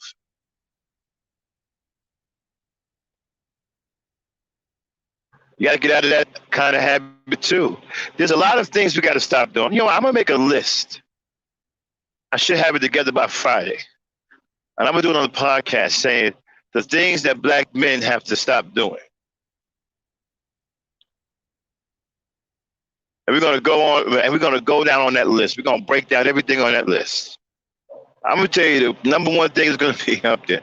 I'm thinking about reading it backwards and going all the way down to one. I haven't decided yet. It depends on how what I put on there, and you know, and what I think what goes in what order. I'm gonna tell you what's gonna be on there. Raising our kids, and you know that's gonna be on there. How about stop going to jail? How about that too? How about buying some suits or looking like somebody that's an actual grown up, rather than going to the sports stores buying all these sneakers and big overgrown jerseys and t-shirts that are 5X's and whatnot, and you wear a 2X. Okay, let's start with the gold teethuses. It's ridiculous. Cats got their hair slicked to the back, got like 2 or 3 different bald spots,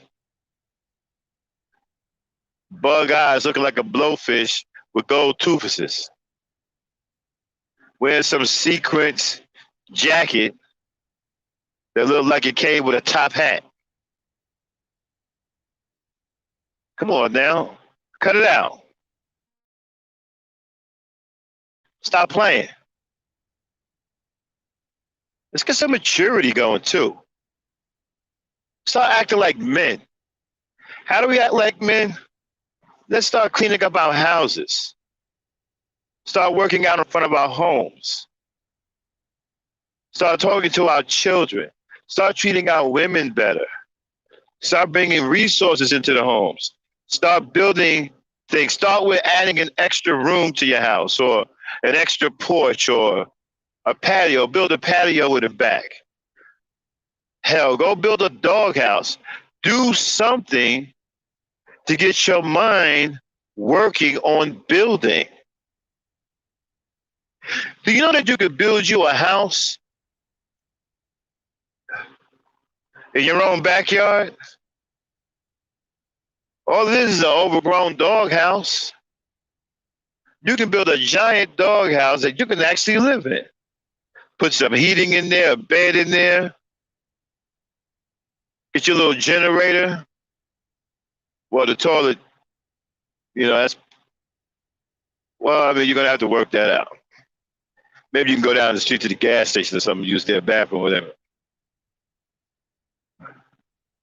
Shower thing, you can use a hose or something. You can make some old makeshift shower.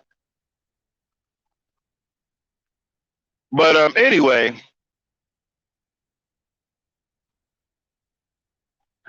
well, the tattoos, right?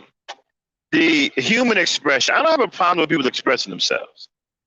I think some of these tattoos are gorgeous. I've seen one. I seen a tattoo of an eagle on a sister that was ridiculous. Okay, I was like, whoa. So I don't mind. You see, stuff like that. I don't have a problem with. It's the mentality. It's hurting us. Like, for example, if she has a tattoo and she's 35, but she has the mentality of a 17-year-old, that doesn't work for us, because she's unfit to be a mother at that point. Even though she's old enough to be a mother, but she's unfit. Same thing with a dude. He 35. He has the mentality of a 19-year-old. He's unfit. That doesn't work for us. We need 35-year-olds to be 35-year-olds. We need 30-year-olds to be 30-year-olds. That's what works for us. I don't care who's wearing what tattoo. It's like I was talking to this guy talking about, well, hey, man, I don't want a woman with a bald head. Why not? It's just crazy. What's crazy about it? Well, she ain't got no hair. I was like, so what? What's that got to do with anything? You guys don't know how to love. You guys don't know. You guys don't understand how to love women, man. Nothing wrong with a woman with a bald head. Got no problem with that. That's a woman. Whether she has hair on her head or not, she's a woman. Y'all need to understand it. You got to stop being so immature. A lot of you guys need to grow up. A lot of you guys, when it comes down to women, you stay a teenager well into your 50s until you start seeing women properly. And you know, you finally grow up and mature and be like, okay, that's a woman. Yes, it's a woman.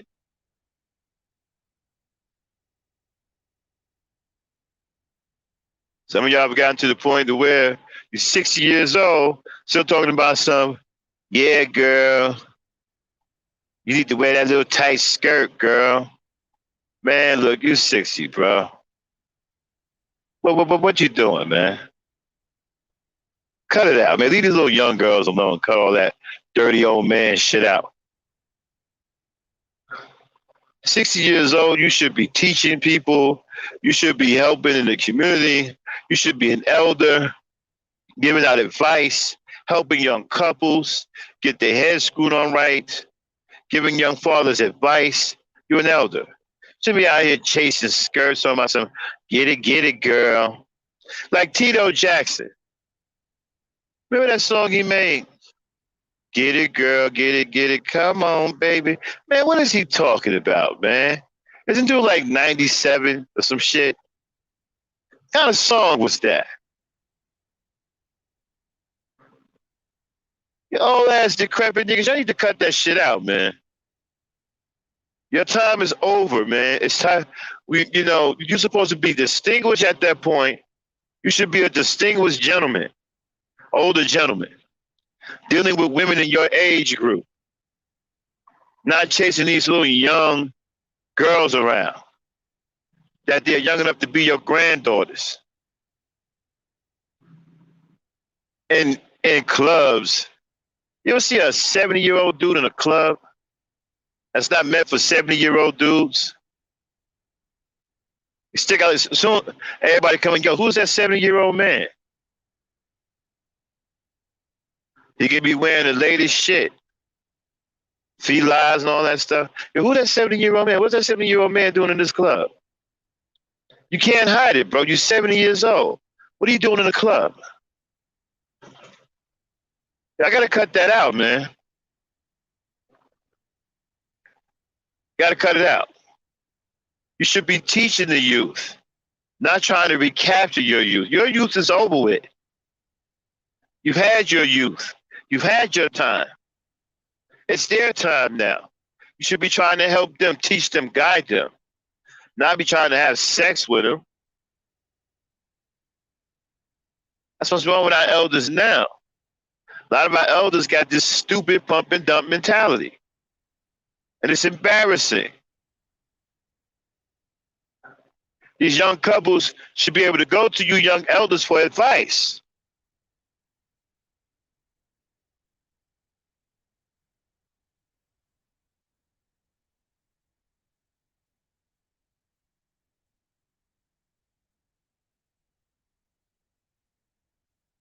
You know what I'm saying? I gotta cut it out, man. You need to get on your elder game. Be an elder. And shout out to Jay Speed, man. I got a lot of respect for Jay Speed, man. Hopefully I can get Jay Speed on this show one day. You know. I kind of look at Jay Speed the way I look at Bro Speak. We don't agree on black women sometimes, but man, let me tell you something. I respect the hell out of Jay Speed. Jay Speed is a real elder. That's a real elder. He is the real deal. And I was sitting and listening. As a matter of fact, I had a conversation with him one time. We was talking. He was teaching me something. You know what I'm saying? He's older than me. He's my elder. That's a real elder. And hopefully one day I can get him on this channel. We can learn a lot from Jay Speed. Me and him go back and forth about black women, but I go back and forth with just about everybody about black women. Because I don't hate black women. I don't believe it's black women's fault. And I'm always jousting with somebody about that. And it seems like that's going to go on forever because I'm never going to change. Until the black man show me something different. You got to show it, though. You can't sit up here and talk about it. You got to show it. But yeah, man, Jay Speed. Shout out to Jay Speed. Hopefully one day I can get him on the show, man, and talk to that brother. That's a real elder. That's what you brothers need to be listening to. Fuck Kevin Samuels. It's no goddamn Kevin Samuels. This is a J Speed. He gonna teach you something. He gonna give you something you can use. And Brother Sanchez, I see Brother Sanchez back. They got an international platform. Good for him. Bad he's off that flat Earth stuff, which was crazy, but it is what it is. But getting back to what I was saying, okay, so we have a lot of shit to do now. What we don't want to accept as black men or brothers or whatever, that the responsibility of the leadership and the community falls on us.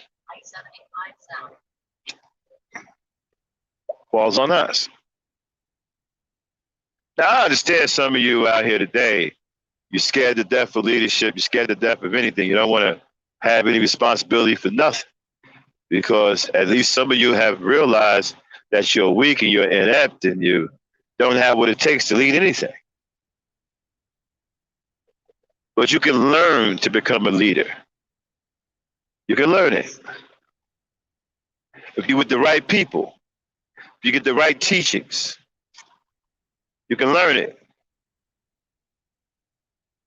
Okay?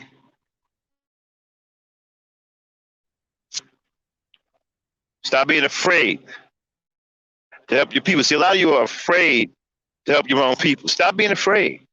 And stop being afraid to love black women. A lot of you guys are scared to love black women. What are you scared to love the black woman for?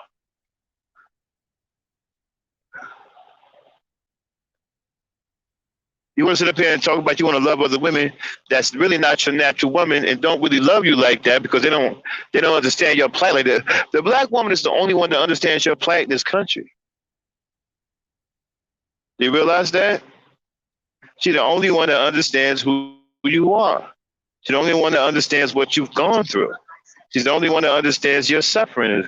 No other women understand that. No other women understand that.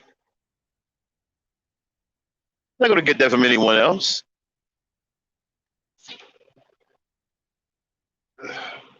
She also believes that even in the midst of adversity, you can do better.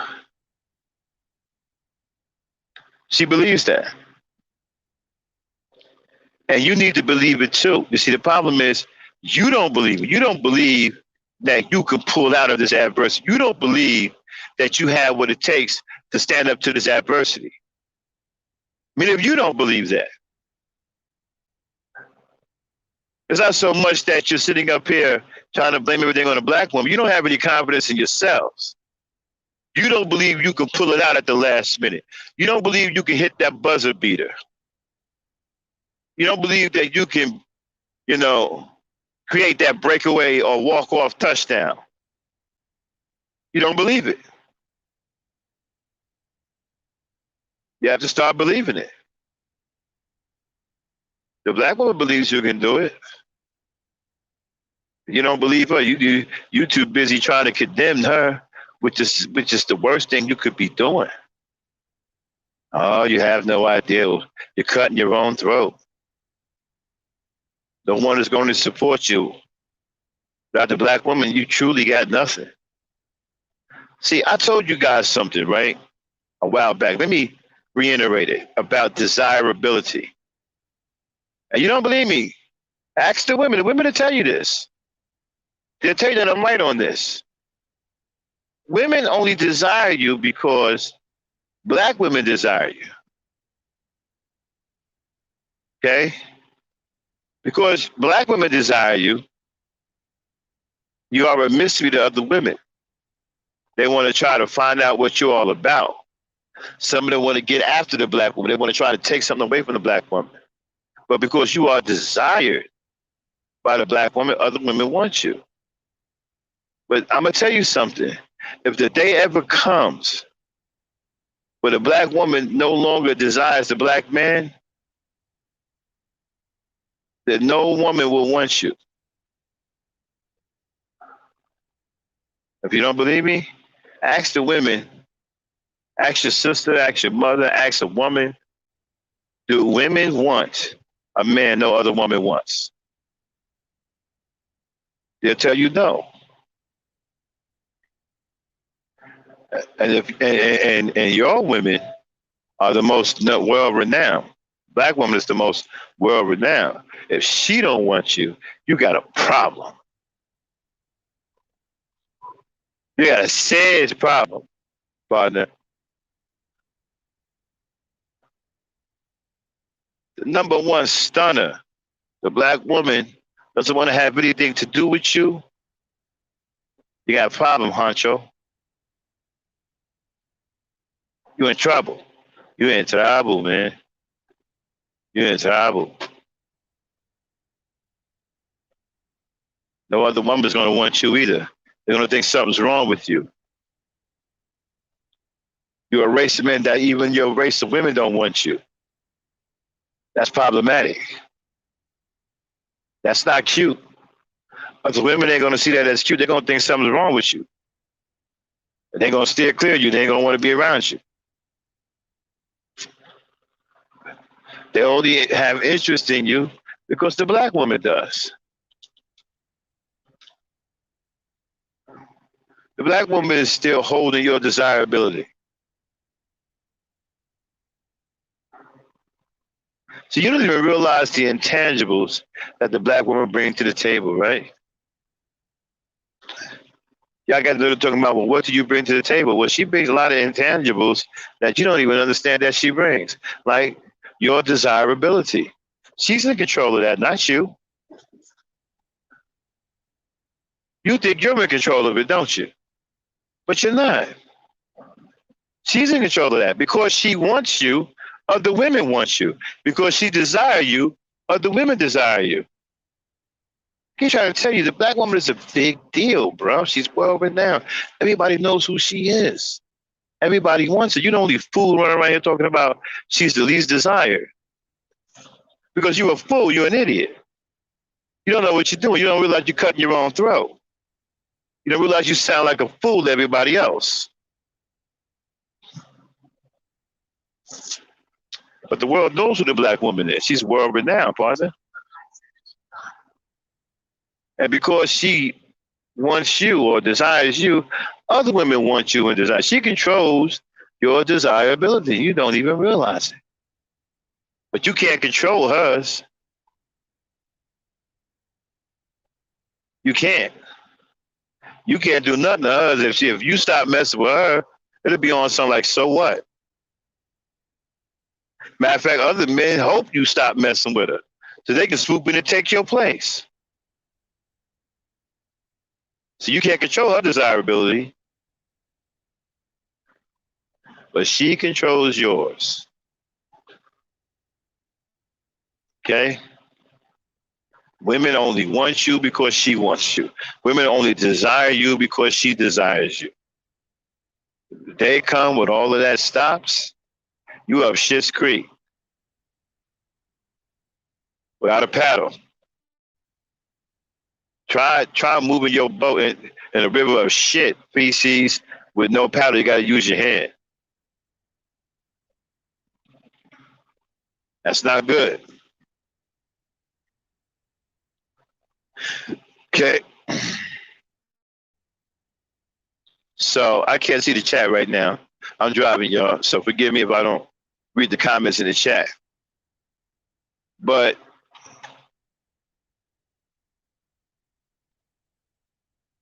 so that what do you need to do? We need to repair the relationship with our black women. We need to reestablish, a mindset, a positive attitude with our women. Now, some women we can't fix, or some women are just too far gone, and there's nothing we can do. And I hate that because I know that men got those women that way. Okay? That's why I hate certain, I always rail against dudes who shouldn't have used women, And I myself don't like arguing with women. I was taught not to argue with women. But sometimes you get pushed. You got to. I was pushed to defend myself yesterday because everything about me was attacked. My wife, my livelihood. There was nothing but one lie after another told on me. So I was forced to defend myself. I don't like getting into situations like that, you know. But again, it doesn't change how I feel about black women. Okay. And so, but there are people out here who are evil. I said yesterday, evil has no gender. Let's not get caught up in gender. Evil people are evil people, no matter if they are a man or a woman. So, getting back to what I was saying, a village, we need that. We need to recreate that. We need to recreate that in our communities. And it has to start with the men. The men have to care about the kids. Okay? The men have to care about the kids. If the men don't care, it's not going to work. Because it was the men who cared back in the day. They cared about the kids being in the street, and they were too proud to let our kids stay in the street. No black man back then wanted to see children being raised in the street without any guidance.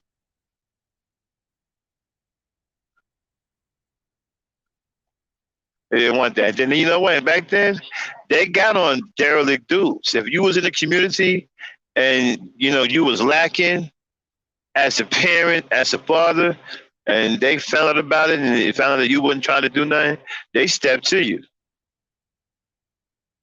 And they didn't beat you up or nothing like that, but they stepped to you because of, yo, man, you need some help, or you have problems, can we help you with something? They did that back then. But if you was that type of dude that didn't want any help from anybody, and you was that type of dude that was on some, this is my kid, don't tell me how to raise my kids, and all this other stuff, and then they see otherwise, they see that you ain't raising your kid at all, and your kid is out here causing havoc. And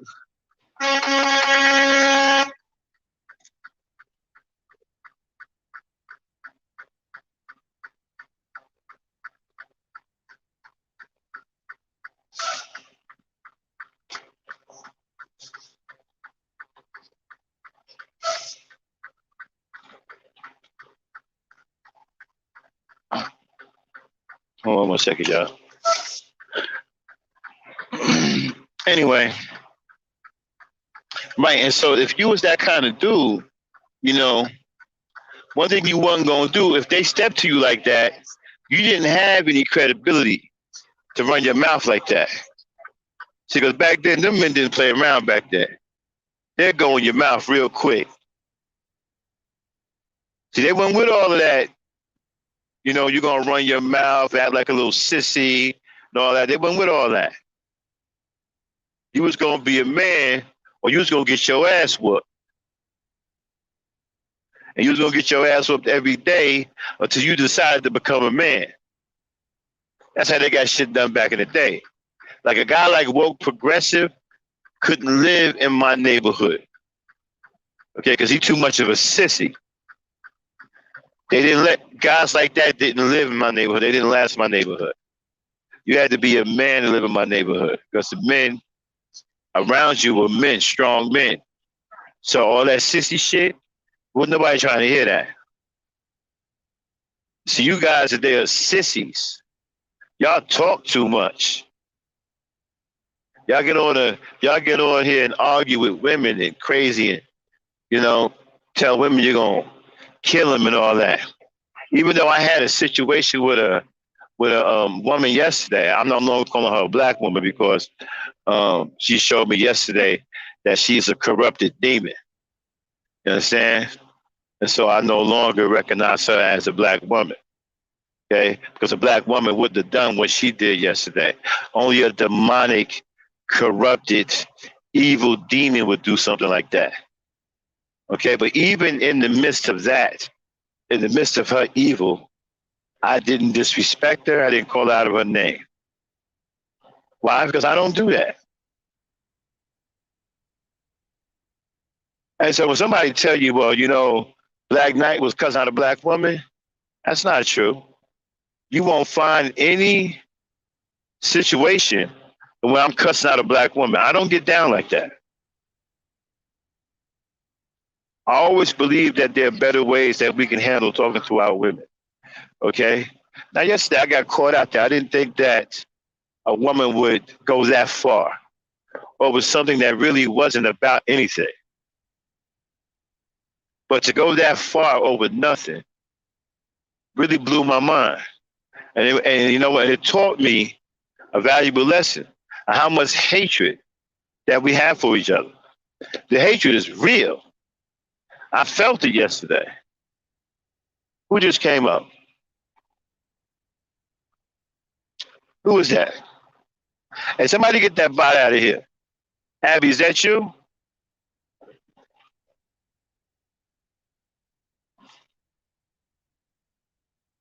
Abby. I can't see them. All right, anyway. But that's showing me the kind of hatred that we have. I mean, that hatred is real. Imagine having a dispute with somebody over something very, very minute and very small, right? And they turn around out of nowhere and just let off on you. Like your life is insignificant. Just let off on you. And come at you in every way possible, trying to take everything from you.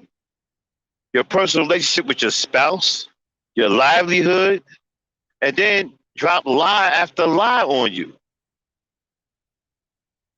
Over some small crap that you're having a disagreement over on YouTube.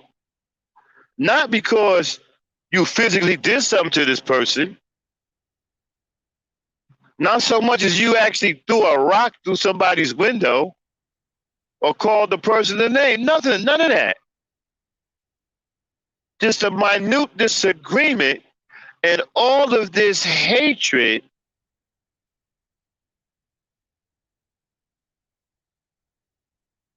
and hell-bent destruction.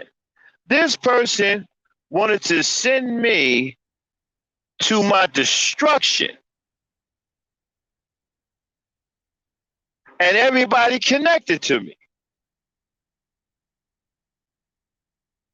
over a BS disagreement. That still got my mind. That's still messing with my mind a little bit. I'll get over it in a minute though. But the way it happened, it just tripped me out. But it taught me something though. You understand what I'm saying?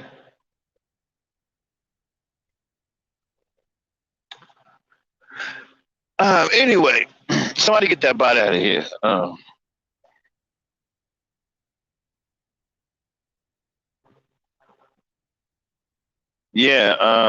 That's that connected purpose and should be done with melanin, not ink. And so we have to reconnect. See, right now we had a disconnect with our women. And it's so bad that we have too many people on both sides that just outright hate the other side and don't want to see any good happen to the other side. Matter of fact, they want the other side wiped out. They actually believe that they can live without the other side. Okay?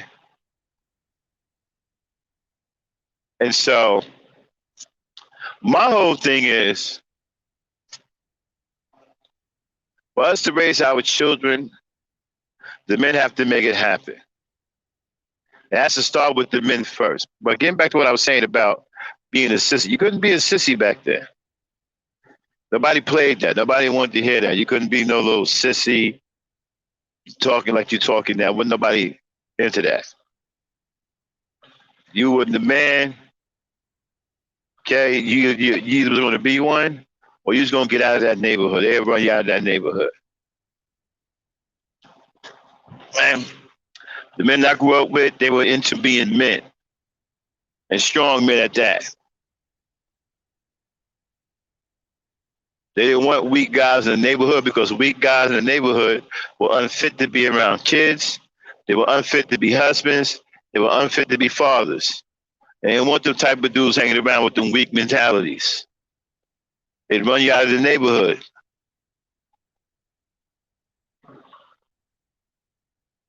So, hold on one second, y'all. And so,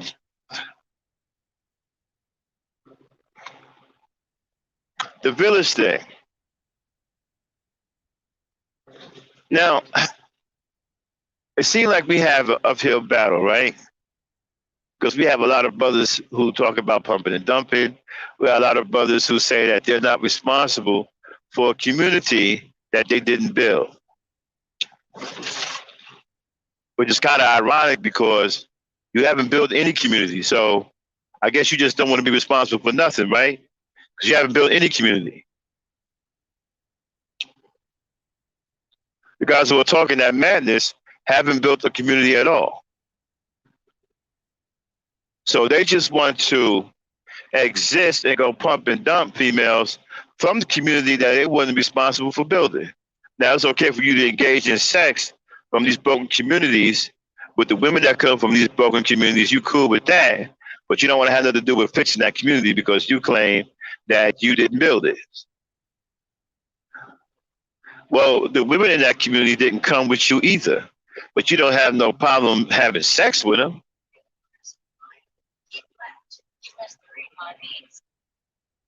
You have sex with the baby, with the mother, get her pregnant. Now she a baby mama. You're a deadbeat, and you knew you was a deadbeat before you had sex with her. See, let me tell y'all something, ladies. Dudes know they deadbeats. They know they're deadbeat. They know they ain't shit before they have sex with you. They know it. They banking on the fact that you don't know it. But these dudes know that they are inadequate, that they are inept, that they are unfit. This is why many of them don't want to have children because they know they can't raise them. But yet they still want to go out here and have sex with these women. I can't tell these guys, well, if you can't accept the responsibility, don't have sex. What you want me to do? Okay, get you a blow-up doll or something. I don't know. Because if you have sex with a woman and she gets pregnant, that's your responsibility. And all of the double talking about this, and that ain't going to help you in the world. Once you become a father, it's permanent, bro.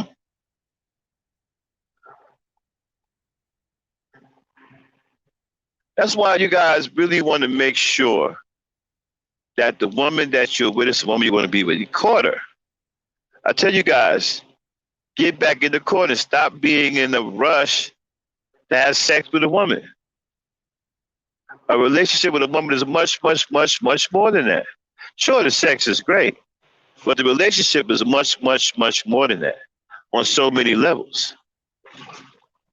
But if you only want to have sex, you don't get to experience the other things, the beauty behind who a woman really is. You don't get to experience all that. Okay?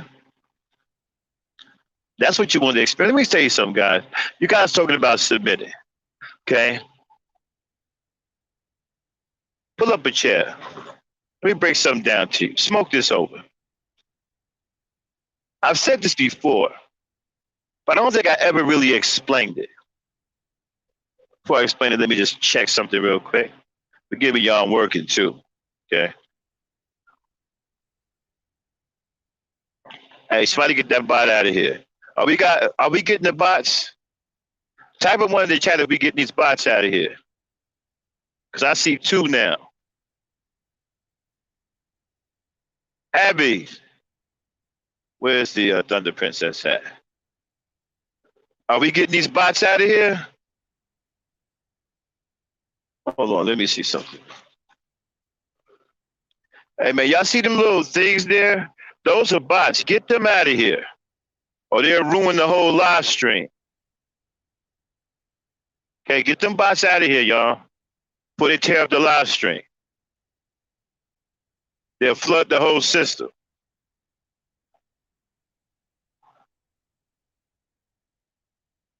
Y'all with them wrenches, use them wrenches.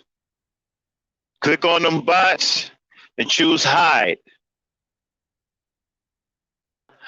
All right, so let me get back to what I was saying. Okay, all you guys are talking about submission. Let's put this to bed once and for all. Submission is an act of manhood. Now, what do I mean when I say that? It means that you have to be a man in order for a woman to submit to you. Now, what does that mean? Does it mean that you just show up with broad shoulders and stand there and do nothing? And a woman going to go, oh, fragrant. I'm going to throw myself after you, fragrant. Nigga named Fragrant. How masculine is that? Anyway, so a woman is not going to throw herself after you. Your name is Fragrant. All right, so anyway, that's not how you get it done. Submission is an act of manhood, meaning that you have to be a man, meaning that you have to do all of the things that are required for you to be recognized as a real man. You got to be able to provide, be able to protect. You got to raise your children. You got to do right by your woman. These are the things that qualify you as a man. You got to have a job or a business. You got to be in control of stuff. Alpha. These are the things that qualify you as a real man. When a woman sees these qualities, she will submit on her own. You ain't got to say nothing. You ain't got to tell her to do nothing. She will throw herself at you. And let me tell you something. It ain't nothing sweeter than the woman who willingly wants to do something for you. It's a big difference between you asking a woman to do something and a woman that does something for you on her own because she loves you and she wants to do it for you. That's a whole different mentality, my Negro. That's a whole different mentality. And y'all don't know how to achieve that. You don't achieve that sitting up here talking about some pump and dump and it. No, not going to achieve that. Talking stupid like that. You understand? You're not going to achieve that by getting on social media day in and day out and bashing black women, calling them ghetto gaggers and all kinds of other disparaging names. Not going to achieve that. Now, here's the thing. You've established that you need the woman, right? Because you can't stop talking about her. You just want the woman on your terms, which you can't have because many of you can't handle up. And you're exposing yourself. That's why y'all running this con game, trying to talk bad about women because y'all lack what it takes to be men. That's why you got Kevin Samuels trying to run interference for you, okay? Telling women crazy things like they should accept a high-value man that has options, meaning a high-value man who cheats. So basically what they're trying to do is tell a black woman, hey, listen, you need to accept me. I'm a cheater. I have a big count at the bank of infidelity. They know me by first name at the bank of infidelity. You need to deal with it, woman. See, a lot of you lack what it takes to be real men. You lack what it takes to be fathers. That's why many of y'all hollering this nonsense about black women are ghetto gaggers. They're the least desired. A black woman ain't gonna never be the least anything. I mean, you guys sound stupid saying stuff like that. The black woman is the most desired by men and women. Men desire her and women desire her too. You the one that got the desirability problem. You the one making your reputation bad by running around here having all of these kids, not taking care of them. Your reputation is starting to precede you. These other women ain't trying to hear that. And now you get into other countries, making babies, and they take care of them. Now the foreign women are complaining about you. So you screwing up your own reputation. You catching L's even outside the country. So your desirability is a problem, not the black woman's.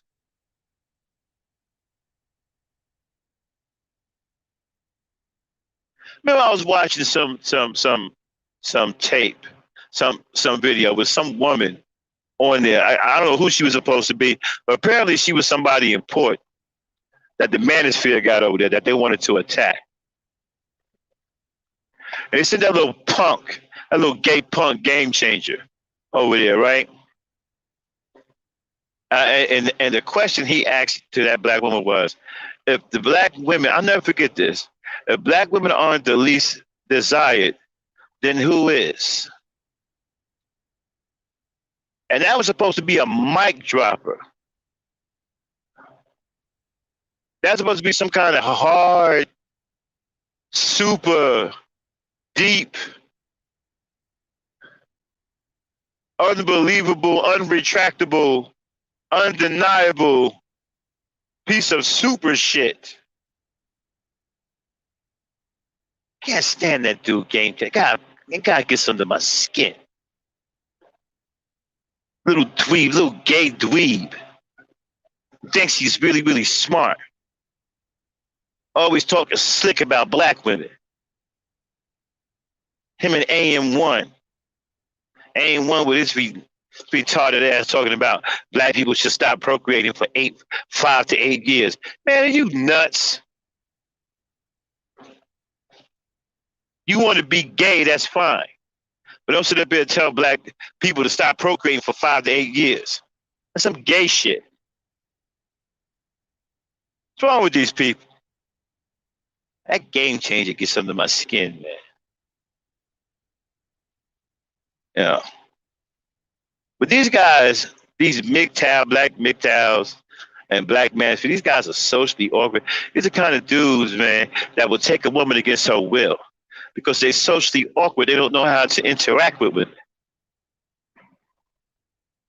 And the women who are over there amongst them are playing a dangerous game. A lot of these guys aren't right in the head. They're sick in the head. Now, you don't think nothing of it because they're on social media. And they can't really put their hands on you, at least not through the screen or through the phone. And so you make that mistake and you get lulled to sleep and you go meet one of these twerps and dweebs in person. And you know, and you discover that they have real serious issues with women. Now, I done heard some stuff about Game Changer. Allegedly, he took a woman against her will. I don't know how true it is. That's why I say allegedly. But I wouldn't be surprised if he did. But let's get back to that dumb question he asked. If the black woman isn't the least desired, then who is? Why are you guys putting your whole kit and caboodle into the black woman being the least desired? And mind you, they get this information from a dating app. There's not any real science behind it. No scientist got into a lab and crunched the numbers, or the Census Bureau didn't do anything. Or anything. They got this from a dating app.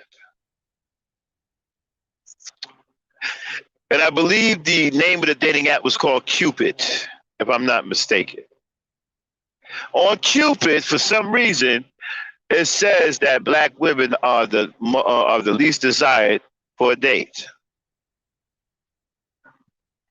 And they took that and they painted all black women with a broad brush off of an app, okay, to where there's probably nothing but pedos on there. Men who take women against their will. Physical abusers are on that thing there. So why would the black woman even be on there? And most black women, when they're on dating apps, they don't want to be contacted by white guys. And so they're saying, I've seen it, they're saying their profiles, black only. They don't want to be, and then the white guys take exception to that, and they start saying things about the black women. The black women think they this man. They don't want white men. They don't want. No, they don't want you guys. And so you losers take that information that you got from these rejected white dudes, and you sit out here and start running with it, talking about black women are the least desired. By who? By white dudes? That sounds stupid. And then on top of that, they done made a whole culture out of it over there. You can't tell these guys that they don't believe the shit they're saying. Hey man, you actually believe black women are the least desired? Yep, I do. I'll put my hand on the Bible. I'll turn around 3 times and turn into a frog. I'll click my heels and go home like Dorothy. I'll turn into the scarecrow and find myself a brain. I'll give myself a heart. I'm the Tin Man. Yes, I believe it. Idiots, man. You know, and then the conversations they have over there are just absolutely ridiculous. All they do is talk about hating black women. How can you sit there every day, day out, talking about bad things about black women? You don't want a black woman? You don't want to feel the warmth of it? You don't want to feel a black woman's love? I'm telling you, ain't nothing like it in the world. Black woman's love is top notch, dog. Y'all don't want to feel that? Y'all just want to sit up here and talk about something. Man, I hate this black woman. I really don't. Come on, man. Y'all ain't got nothing else to do? Y'all over there stuck up? Like somebody stuck you up for a sandwich, or somebody hit you with a one-night stand or something? Y'all all over there bitter and whatnot? I've heard some of y'all discussions too, man. Pathetic. I've heard like 2 of y'all have been talking about your blow-up dolls and how you like the fact that your blow-up dolls don't talk back, and that they, you don't have to feed them or take them out and spend any money on them. What you do if you put a hole in her, you got to go buy money for a patch. I don't think she's going to be really any use to you with no air in her. So if she springs a leak, I guess whatever how much it costs to get patches for a blow-up doll, right? And what if you overinflate her and she blows up? Don't you got to go spend money to deal with that? First, you got to give her a funeral by throwing her in the garbage. Then you got to go buy her replacement. I don't understand how you do that. How do you have a relationship with a blow-up doll? Now, I understand mental illness, but not all of them. Some mental illnesses I just don't get. I don't get it.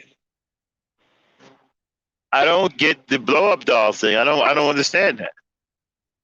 What is in you that you say, hey, listen, I don't want to. You are not scared that a rubber doll is sitting up in your bed looking as stiff as I don't know what, looking like some kind of monster from a child, monster movie. I mean, when you go to bed at night, it gets dark and then you get afraid she's going to start moving or something. I mean, what is it with how do you have a relationship with a blow up? I don't Hey, you know what? If anybody listening with a blow up doll, I would like to talk to you. I'd like to have a show with you. Okay. Because I'm really curious about that. I really want to know what's going on in your mind about the blow up doll. Okay, somebody has to make that make sense to me. I don't even see the purpose of that at all. And we ain't even gonna get into the sex robot because that's The sex robots are beyond insane. I'm not even going to get there. But just the blow up doll, I need to talk to one of you guys. You know what? I'm going to see if I can go and solicit one of them to come on the show. You know, because I know what page they be on. I'm going to see if I can talk with them to come on the show and have an interview with me about these blow up dolls. I need to get down to, hey, man, what is it about this blow up doll that you find more attractive than the real woman? What's he gonna say? Well, the blow up doll. I mean, the reason why I'm attracted to her is because she doesn't move. You know, she doesn't talk, and you know, she doesn't give me a hard time. Well, I mean, I get all of that, but I mean, you don't want to have kids. Well, no. I mean, she's not capable of having children, and so I'm very comfortable with that. And one of the things that I really love about this blow up doll, and her name is Boquisha, by the way. Your blow up doll name is Boquisha. Yeah, it's Boquisha. And Boquisha, when we have conversations, she never talks back. All right, so let me get this right. Your blow up doll, whose name is Boquisha, never talks back when y'all have conversations? That is correct. I mean, do you understand what that sounds like? Yeah, I do. Okay, well, whoa. All right. Now, how did you and Boquisha meet? Like, what was the attraction? Was Boquisha just standing there stiff as a board? You know, and you was like, you've been walking by. Wow, look at her. She's really stiff. You know, that's a beauty. I mean, so what was that about? Like, you know, it was some kind of, you know, stiffical attraction? Well, yeah, I mean, you know, she was sitting there, standing there, really. And I saw that she was blown up to full potential. And I saw her amazing body. And I started to fantasize about it. And I talked to the proprietor and got her on discount. And once I brought her home, it was love at first sight. Wow, dude, you said a lot, man. You said that. Well, I don't even know what you said. I mean, okay. So you and Boquisha first met. You said that she was blown up to her full potential. What do you mean by that? Well, you know, the full potential. You know, she had maximum air in her body. Interesting. So you was never worried about her gaining weight? Oh no. If she gained a pound extra, she would have exploded and I wouldn't have had my beautiful Boquisha. Your beautiful Boquisha. All right, okay, so, all right, so what do you and Boquisha do for a living? Okay. What was it? What do you and Boquisha do for a living? Well, you know, we do a couple of things like regular couples. Wait a minute. What do you mean you do something like regular couples do? She's a blow-up doll. Well, you know, I'll take her to the beach and she's like a celebrity. People want to gather around her to see if she's real. They want to gather around her to see if she's real at the beach. So she's a public spectacle. Yeah, she's quite famous. Quite famous. I mean, so apparently you're delusional and you have an issue. I mean, I'm gonna need you to get out of my shop and don't come back. Yeah, you see, you got to get rid of people like that, right? Don't have them coming around your shop. He named it "Blow Up Dog Boquisha" and said when they have conversations, she don't say anything at all. So what's the purpose of having a goddamn conversation? Oh man, we have to check ourselves, man. But I want to get one of them guys on here for a real interview. I seriously do. I want to see what's going on in their mind. Because now, granted, I'm not. Now, granted, I'm not mad that he got the blow up doll. You know why?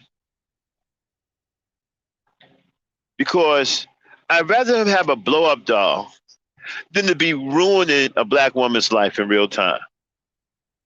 So let's encourage them getting the blow up dolls. Okay, maybe that's what they need to start with.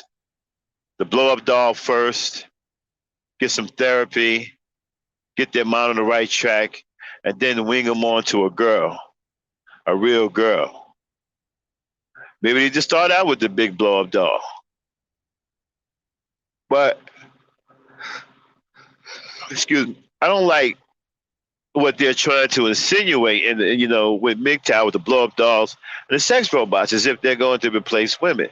They're not going to replace women. It's just a bunch of awkward dweeby dudes who've given up on relationships with women and have deemed themselves unworthy of a real woman's comfort or a real woman's presence. They've deemed themselves unworthy. They've given up. Okay? They've said, look, I can't get me a regular woman.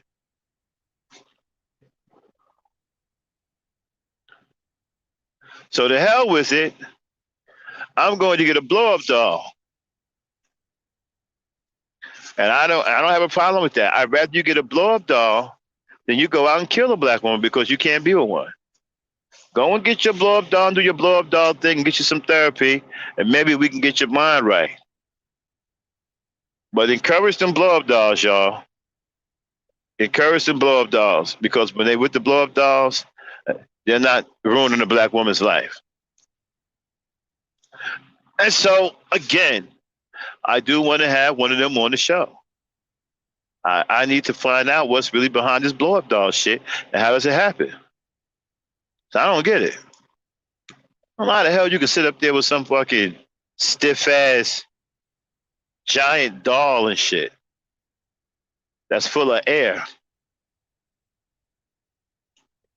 I mean, if she sprang a leak overnight and you wake up, she ain't got no air in her, do you start crying at that point? I mean, is she dead? Are you making phone calls? Ring. Yo, what up, man? Chopper. Yo, what's going on, Manumo? Chopper, it's Boquisha. What's wrong with Boquisha? She's gone. What do you mean gone? I mean, she left you? No, it must have happened when I was sleeping. She sprung a leak, and when I woke up, she was flat. Really? Yes. Oh man. You can't bring her back? No, I can't find the hole. Every time I blow air, it just keeps coming out. Sorry to hear that, Ma. So, what are you gonna do? Well, we're gonna have the funeral soon, and now if that, I don't know what I'm gonna do. I don't know what I'm gonna do without my Boquisha. Yeah, Boquisha, man, that's the one that had the big red lips, right? Yes. All right. Well, what time are you having the funeral, Manumo? At 12 today. All right, I'll come around and pay my respects. You want me to bring a couple of patches and a air pump? You trying to be funny? No, I was just. All right, I'll see you at 12 for the funeral.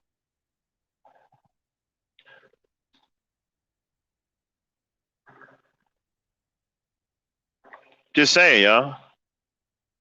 Hold on one second. I'm frozen. I'll be right back.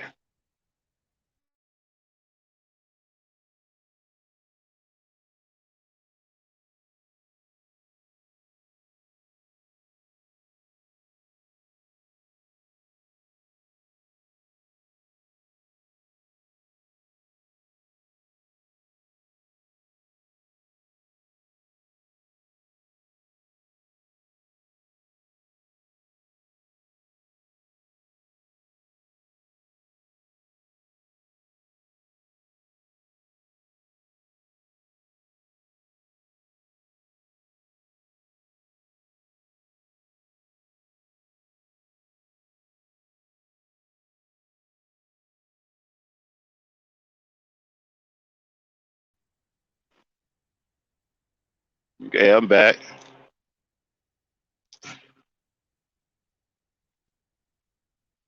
Okay. Shout out to the chat, Peter's Green Conscious. What's going on? I'm glad y'all enjoying the show. But yes, let me get back to what's going on. And so, like I said, I encourage the. I'm all for the blow up doll. Seriously, because I think that should be encouraged amongst the dweebs and the awkward, so they won't be hurting a black woman or hurting a black child. Go get with your Boquisha blow up doll. Get you a couple of patches in the pump. In case she spring a leak, you can patch her up. And then all that 4 out of 5 black women are overweight. Hell, you can let some air out, brother. And there it is. You know, lost weight. Hey man, what's up with Boquisha? Hey, she ain't got fat. Let some of the air out, dude. Yeah, I know. I'm about to let some of the air out today. Yeah, man, let some of the air out, but you solving your problems, bro. But anyway, let's get back to the topic I had. About raising a village. I'm not raising a village. A village of raising children. Okay. That's what it's going to take to raise these days children. Can't raise them any other way. No other way. Today's ways of raising these children don't work. And I'm still tripping about public school. Because ever since the pandemic, public schools have been dangerous. They've always been dangerous, but they've really been dangerous. Hold on one second.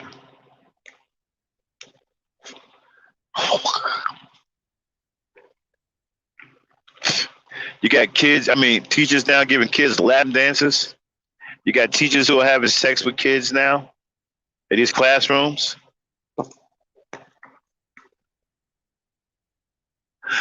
The one black teacher I saw that gave that 13-year-old boy a lap dance, she was fine, but she was wrong. She was wrong. Let's call it what it is. We gotta split it down the middle. She was wrong. But man, she was fine. Some of us old heads, man, believe it or not, man, we some old dog. We're like, man, where was these teachers at when I was young? We didn't have teachers like that. With no teachers giving out lap dances and shit for your birthday present in 8th grade. You ain't getting none of that.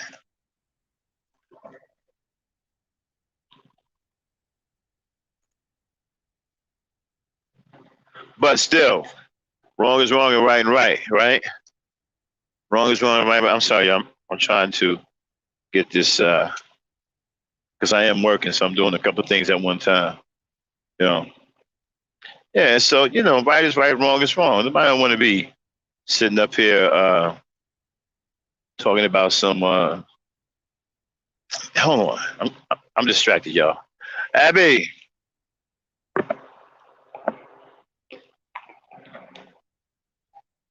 man, the Thunder Princess is not available, and I need a quick break. Give me 1 second, y'all. Oh, okay, there we go. I got it. Give me 1 second.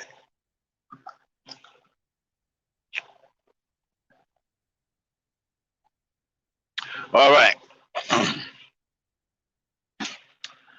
And I'm chilling, man. I'm driving. I'm on an open road. I'm gonna get a camera set up in my truck, y'all, and take y'all on a road with me, so y'all can see some of the beautiful scenery that I see as I'm traveling the countryside. I love driving the country, y'all. I love driving through, especially the southeast. I've been doing this for a long time now. About to retire soon, but I love doing it. It's something that I really like doing. Not like being in the open road, gliding through. and you make a hell of a lot of money doing it. It's one of the easiest livings you can do in the entire country. All you gotta do is learn how to drive. You know, you can make a hell of a lot of money, and you gain the experience. One of the hardest things to do. One of the hardest things to do in trucking. When I bring back my trucker show called The Fifth Wheel, when I bring that back, I'll point it out to you. We'll have some videos on why it's so hard to back up, because it's a combination vehicle. You know, it doesn't act normally. Okay. Now, the cool thing about this is, somebody asked me, yo, Max, if you want to get into trucking, what's the best way to get taught? If they're still available, find a company that's going to teach you on the manual 10-speed. Everything is automatic now, but you want to learn how to drive a manual 10-speed. Okay? That way, because some companies still have sticks. Eventually, all the sticks are going to be gone, and everything's going to be fully automatic. The truck I'm driving is fully automatic. Okay? So, I done heard all of the spooky boo rumors about, oh, they're going to have trucks that drive themselves. And, hold on one second. Oh, man.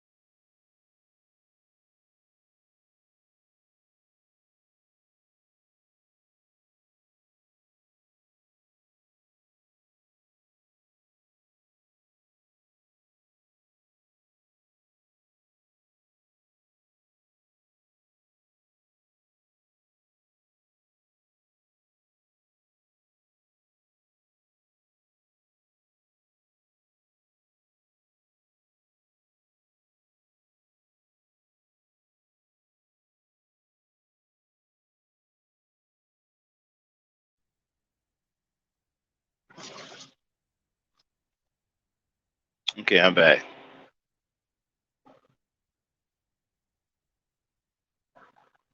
Yeah, thanks a lot, Original Goddess. I ran into one yesterday. You know, I ran into one every day who I deem a very, very evil, it's an evil person.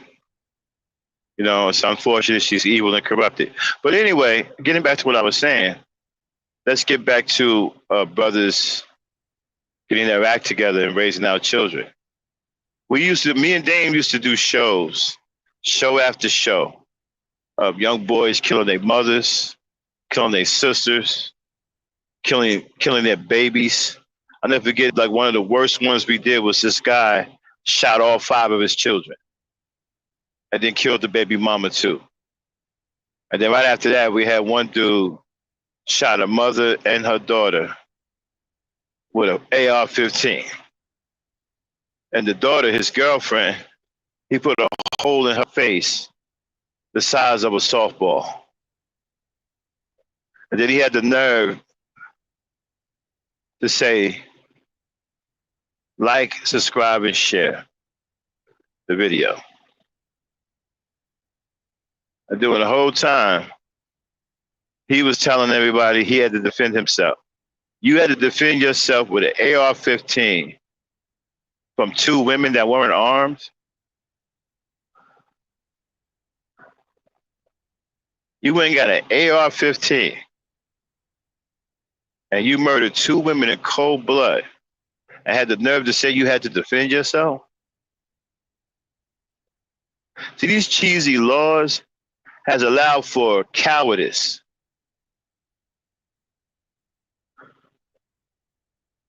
People are being murdered in cold blood and getting away, and the murderers are getting away with it. I don't know what happened to that fool. I hope he got arrested and thrown under the jail or got the death penalty. But that's one of the worst cases. I mean, after that, I couldn't take it no more. That one messed me up. The guy with the 5 kids was already bad, but then I got hit with that.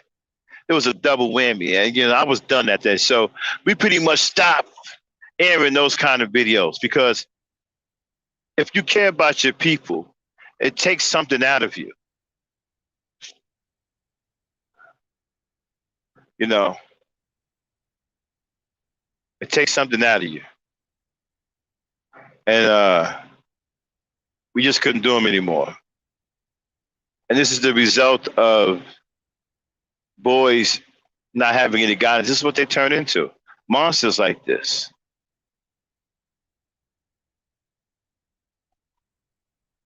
And my thing is that I got to change who I'm around on social media. I got to be careful who I call a friend on here because I keep running into people who got short fuses or looking for trouble. Okay.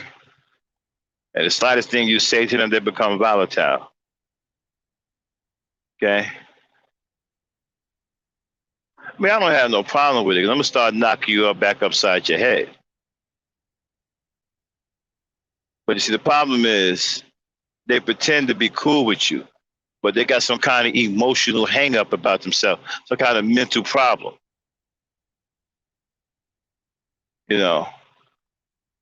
So, but yeah, guys, hold on. Let me see what's going on in the chat, y'all.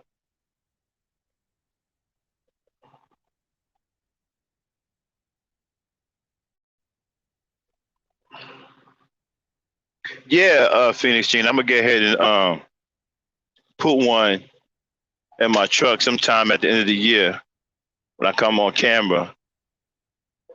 For those of y'all think I'm fat and all that, I'm not. Okay. So when I come on camera, start kicking it with y'all. You know what I'm saying? I'm gonna put the cam also in my truck and have it looking out through the video, through the window, so you can see the countryside and where I'm driving and whatnot. You know.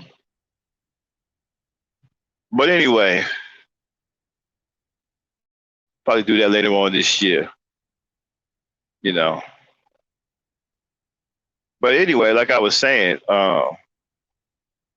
as black men, we have to do better by our children.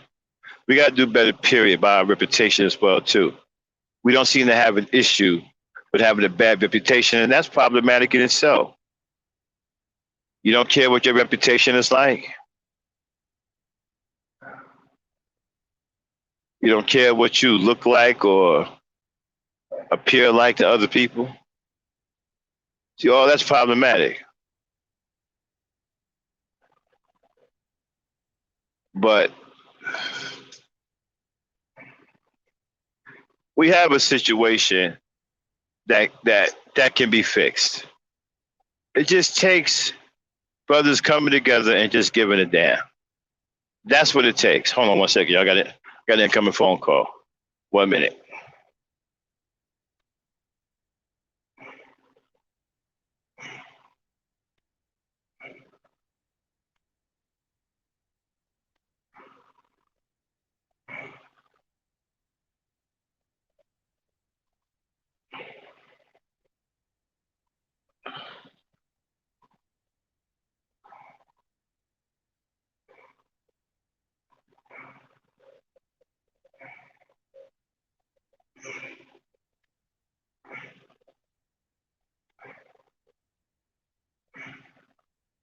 Okay, I'm back. I'm back. I'm back.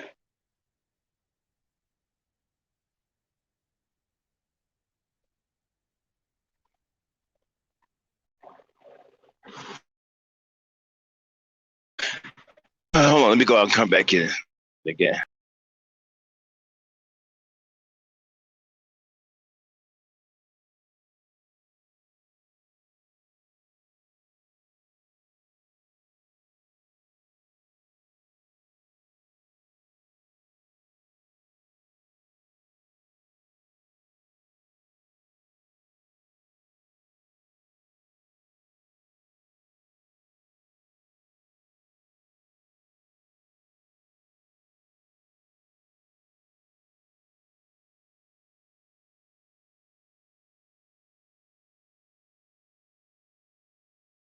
The Thunder Princess is still there. Okay, I'm back, y'all. So yeah, man. So it's a thing, and as black men, we got to clean ourselves up. We got to stop with all this manosphere crap, all this hatred that we have towards our women, and we got to stop, you know, trying to tear each other a new asshole. We got to start bridging this gap between our sisters, and we definitely got to start teaching these boys. These boys are out of control. I was looking at something the other day where a young man killed 6 people. Just a crazy young man. And if I had Dame here, I will put it up there and show y'all. But he killed 6 people, and 2 of them were kids. He tortured 2, shot 2. No, I think he killed 6 people. Just a kid that was just insane, screwed up in the head.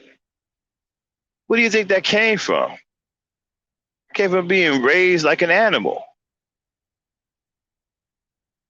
When you don't raise your children, you don't raise your boys, something in them don't get developed. They don't learn the discipline. They don't learn the respect for humanity. They don't learn the regard for life. They get all that from the father, and then they end up doing crazy things. I mean, that was a terrible story, y'all. I think it just recently happened too. Murdered 6 people.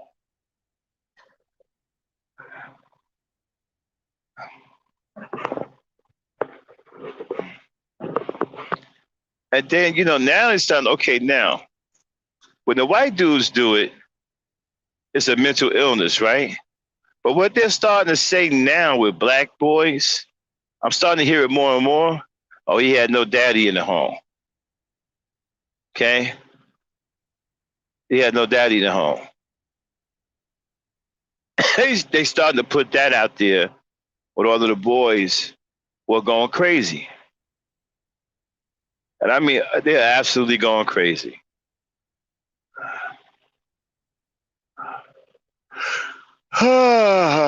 Six people, y'all. 6. And I think he was around 20 some years old.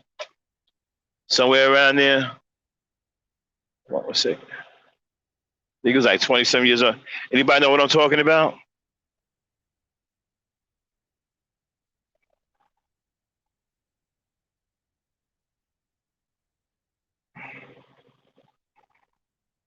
Is that the one, original goddess? What I'm talking about? About the boy that murders the 6 people? I can't see it because I'm driving. I can't take a look at it right now. I'm driving. But y'all, he murdered 6 people. 2 of them was kids, man. He was shooting people. He was stabbing people. So he had a gun and a knife. Completely out of his mind. This is what I mean. This is the dangers of not raising males. This is what they could turn into. They could turn into monsters without any real male guidance. They could turn into monsters. I believe he did get arrested. Hold on 1 second.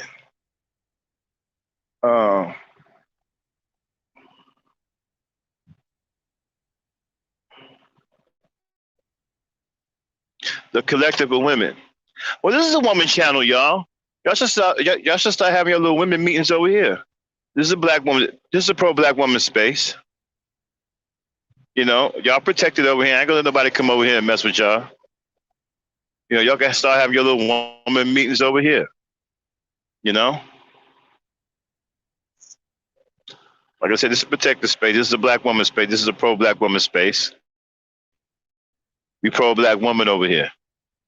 Okay, so y'all come over here and have your little meetings, your little talk. Okay, y'all want to have your little. I don't mind. Now, what's going on with this divestment thing? I keep hearing about divestment. People are divesting and all of that. That means that they're leaving the community, they're leaving the relationships. Okay, what does that mean? If it means that somebody's leaving, I say, so what? Why are we trying to control what other people are doing? If they want to leave, let them leave. I don't even know why we having all these arguments about who's divested, who's swirling. Who cares? If they want to swirl, let them swirl. They want to divest, let them divest. We should be focused on getting like minds together to do what we want to do. Okay, if they want to divest, let them divest. Who cares? If they want to go and swirl, let them swirl. Just stay away from us. See, I'm under the mindset, yo, leave us alone. Stay away from us. You want to go over there? Go over there. Stay over there. Don't come back over here. You know, some people want to do messed up stuff, right? And live with somebody where they don't pay any rent and they ain't responsible for nothing, but they want to do messed up stuff so they can always come back and lean on that person.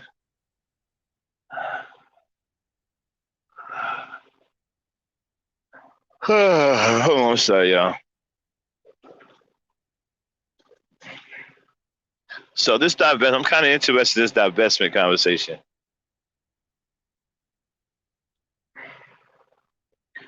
Any of y'all know what's going on with divestment in the chat?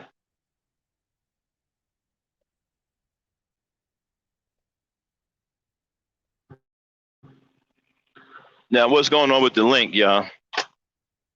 Educate me on. I can't see. I can't click on the link because I'm driving. So what is it talking about? Is it divestment? So I don't know what it's talking about. Man.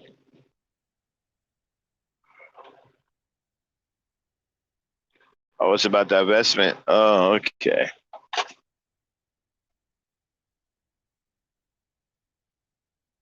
Yeah, I really don't see a big deal. If people want to divest, let them divest. That's what they want to do. That's what they want to do. I'm not going to criticize somebody for doing what they want to do. If they want to divest, let them divest. Same thing with you manosphere dudes and you SYSBMs. And nobody tried to stop you when you said you was going your own way. We was like, get the hell on. What you still standing? What you still here for?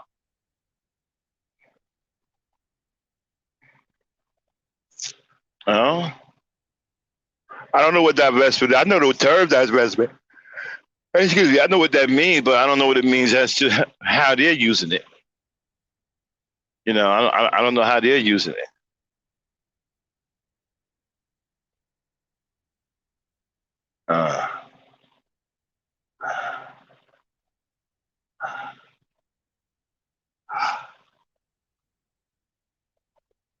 Excuse me. And so it's a big old thing about divestment. I'm like, come on, man, really? I just had some of the worst. I'm not ever ordering any food anymore in Illinois, especially rice pudding. Man, I had some of the worst. I ordered some from a restaurant, and rice pudding was like a little dessert. So I got the rice pudding along with it. It was the worst thing I ever did. Worst thing I ever did.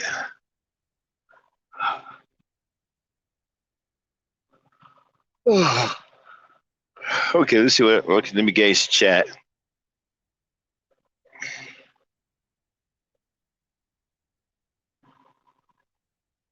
Not being loyal to the black community. That's what about divestment mean.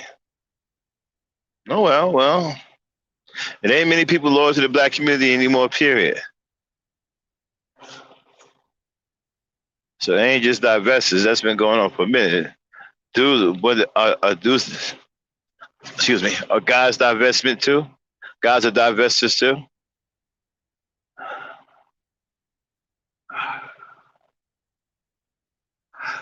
That's me. I'm getting tired and I'm sleepy. I gotta pull over and take a nap because those energy drinks ain't working. I can't take another one. Gotta be careful. Can't take another one until later.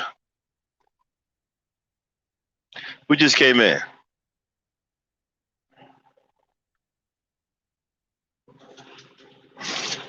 Who that? Who that? Who that?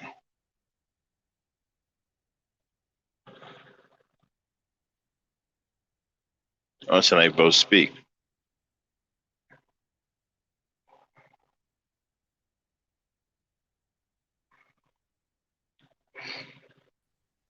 Both speak. What up?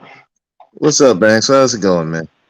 Ain't nothing, man. Just rolling, man. Working, running my mouth, talking about different things, and getting into this whole divestment thing. I've heard about it, but I don't know much about it. I know what the term divestment means. Just didn't know what it meant as to what they're talking about when they say they're divesting. Uh, well, from the women is just basically divesting from black men. Basically, that's Mm-hmm. what it's supposed to mean. Is you heard of Love Wisdom? You heard of that Uh, before? uh, Not really, no. Okay. Well, she did a video on what it's supposed to mean, and but unfortunately, the women who talk about it's just basically divesting for black men and in turn the black community. Mm-hmm. That's what they push, Mm-hmm. as opposed to what it should mean is you're divesting yourself from people who are problematic and Uh-huh. and old old ideas that don't work anymore. Mm-hmm. But you know that's not what's pushed. Yeah, and they don't call the men they don't call themselves divestors. It's more or less they either the SYSBM or stuff like that. They don't call themselves Uh, divestors. That's more the women's side than the men, even though okay. they're doing the same thing. So Uh-huh. it's So what? So my whole thing is okay. You said something this way. You said the old ideas don't work anymore. Well, a lot of these guys don't want to try anything. Like I was over at Red Supreme's channel, right? mm, And now I'm an enemy of Red Pill. But one thing about Red Supreme, right? One thing I give him credit for, he'll at least have a discussion with you, right?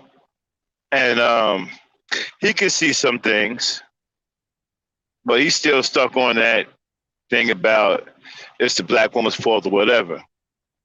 But he said the old school stuff didn't work. The old school stuff turned us into simps. That's not true. There was a lot of black kids raised to be strong men. There's a lot of successful marriages that came out of that era. We had, check this out, I lived in a community that was predominantly black, and damn near every house in that community was owned by a black family. Okay?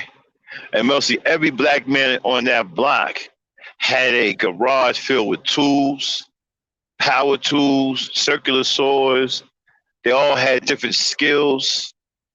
You know, Mr. Maddox had, because he was a welder, he had a whole thing back there with the oxygen tanks. He had a whole welder. Everybody had their backyard and their garage set up according to their skills and expertise.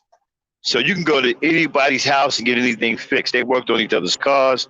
They worked on each other's homes, right?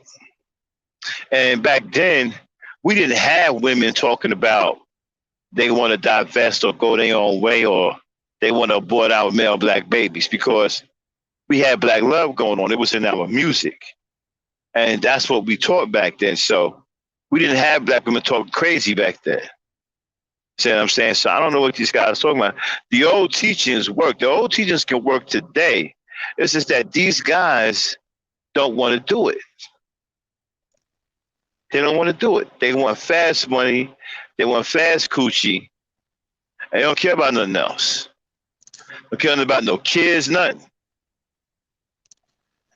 well, I mean, you gotta recognize that some of these dudes come from, like I said, a broken home, broken, Uh-huh. like you said, the marriage has lasted longer because again, Hmm. the whole idea is you're trying to build legacy, you're trying to build something, you're trying to build the family, so it will progress. The Right. guys today are not on that because they never Uh, had that family unit. They just right. had either themselves or their mama, and some of them didn't even have their mama. They just had themselves. Yeah.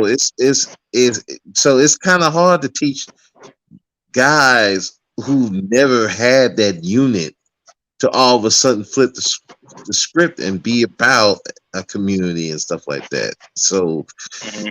so it's not really surprising that they blame what the old school teachers didn't work. Well, the old school teachers are not working.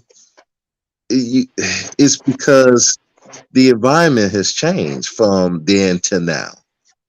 You got Uh-huh. a whole lot of stuff eh, that interfered with what happened in the past. I mean, the Vietnam War, the crack era, the war on drugs, the crime bill, the whole thing of you get a felony, you can't get a job.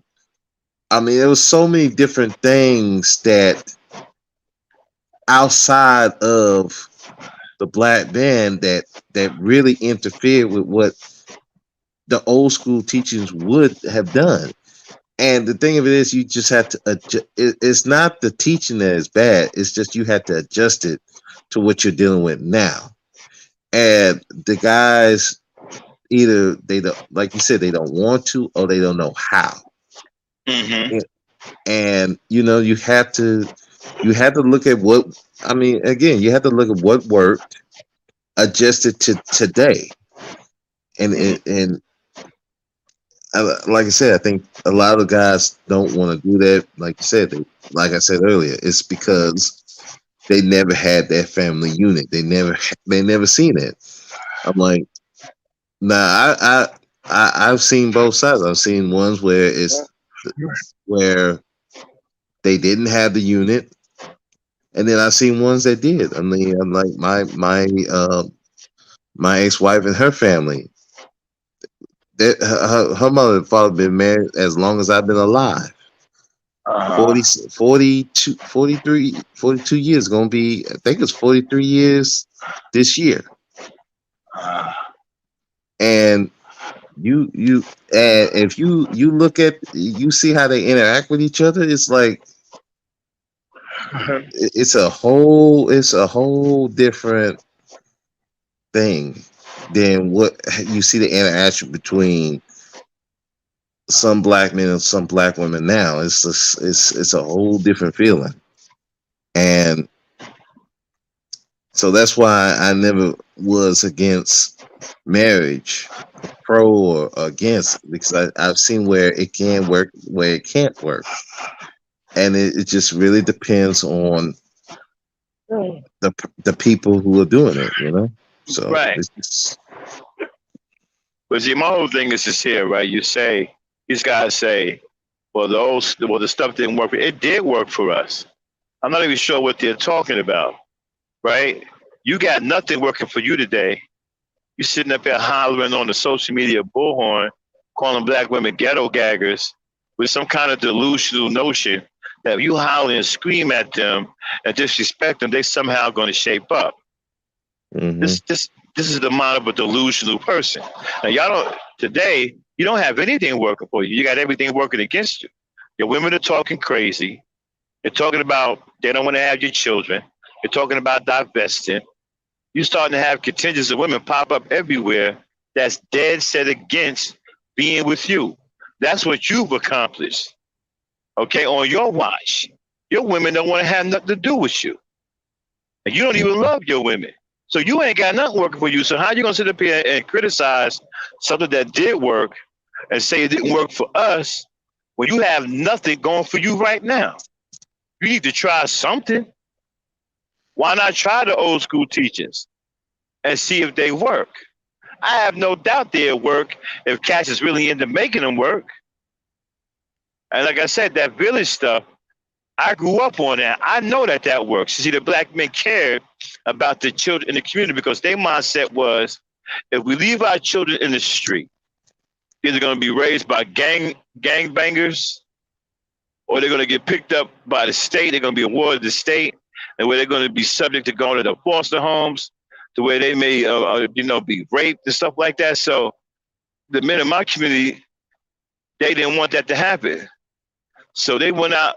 They went out their way to raise kids that were straggling in the neighborhood, and even some of the parents who still stayed around, the parents were so unfit that people took the kids away from them anyway. See, back then, people could come, to children and youth and say, "Listen, this person is a derelict. I'll take care of the kid," and they'll come out and investigate. And if everything pans out, you probably end up with the kid. If the kid don't have a next of kin or whatever, right? So you probably end up with the kid. So a lot of them just did it just to get the kids out of the abusive situation. You know. But they Yeah. end up getting them in another. Like I said, foster care is pretty abusive itself. So the best way to not get them involved in any of this is to take care of your children. I don't know why Mm. these guys act like they don't. I don't know what is the problem. Why you guys don't want to take care of your kids? Why you don't want to take care of your kids? You know, and Mm. so that's what. Yeah, and so that's what it comes down to. You don't want to take care of your kids. Yeah, they barely want to take care of themselves. So if you coming from a person that don't want to take care of themselves, Mm-hmm. how you gonna take care of kids who are a part of you? Right. It's that's the thing, and yeah, and it goes back to this whole thing where they want to they want to shame, blame, and explain to women where they did Well, wrong, why they're the reason why the community gone to crap. And I'm like, but bro, you're part of that problem. yeah, but you see, I talked It, about that earlier, right? You right. can't. Okay, you can't shame a single baby mother, no matter how Mhm. hard you try. Because once that baby is born and she holds that baby and start nurturing that baby, she's being the mother. She's right there. So she's doing something that comes natural to her. How can you shame her for being a mother? She's being a mother to that. She's being a mother to that child. So she can have 4 and 5 baby daddies. Now, here's the problem. They won't talk about a black woman if she's got 4 and 5 baby daddies, and the baby daddies are taking care of their kids. You won't hear a peep out of anybody.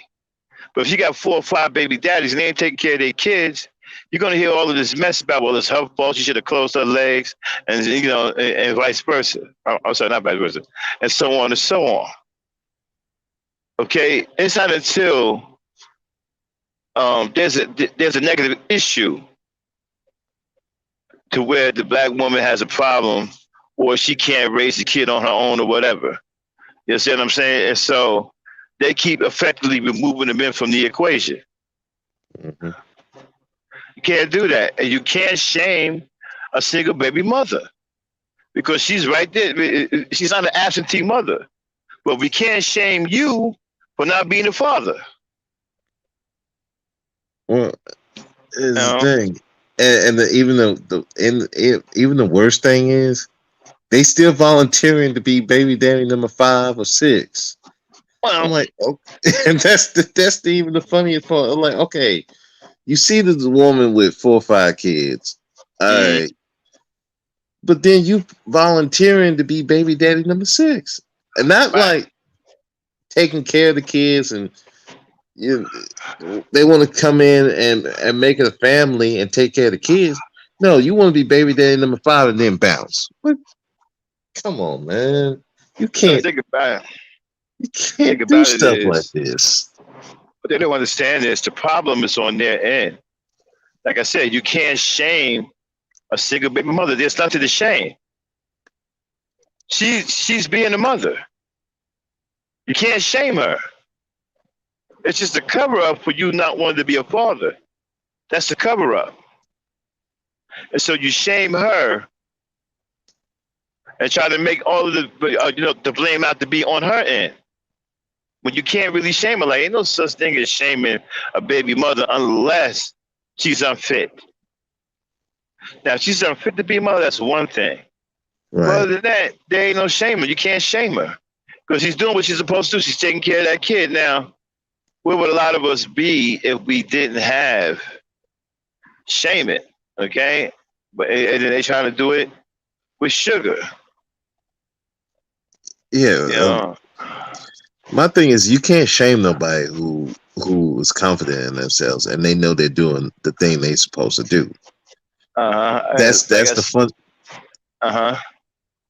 You can't shame nobody because that's a self thing. Now, Hmm. if they know that they're doing something that's not right, then yeah, you can shame them. But the thing about with these dudes is they don't have nothing to really shame a woman with because No. they don't respect these dudes anyway. You know, Right. if I don't respect you, it don't matter what you're talking about. It's ridiculous.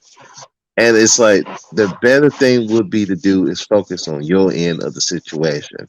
Make sure you are taking care of your kids. Make sure that you're doing your part to take care of yourself, take care of your kids, St- and stop worrying about what the women are doing. Because the women are gonna be all right. They're gonna get taken care of. They're gonna do their thing, and you can't worry about what they're going to do. That's the biggest problem.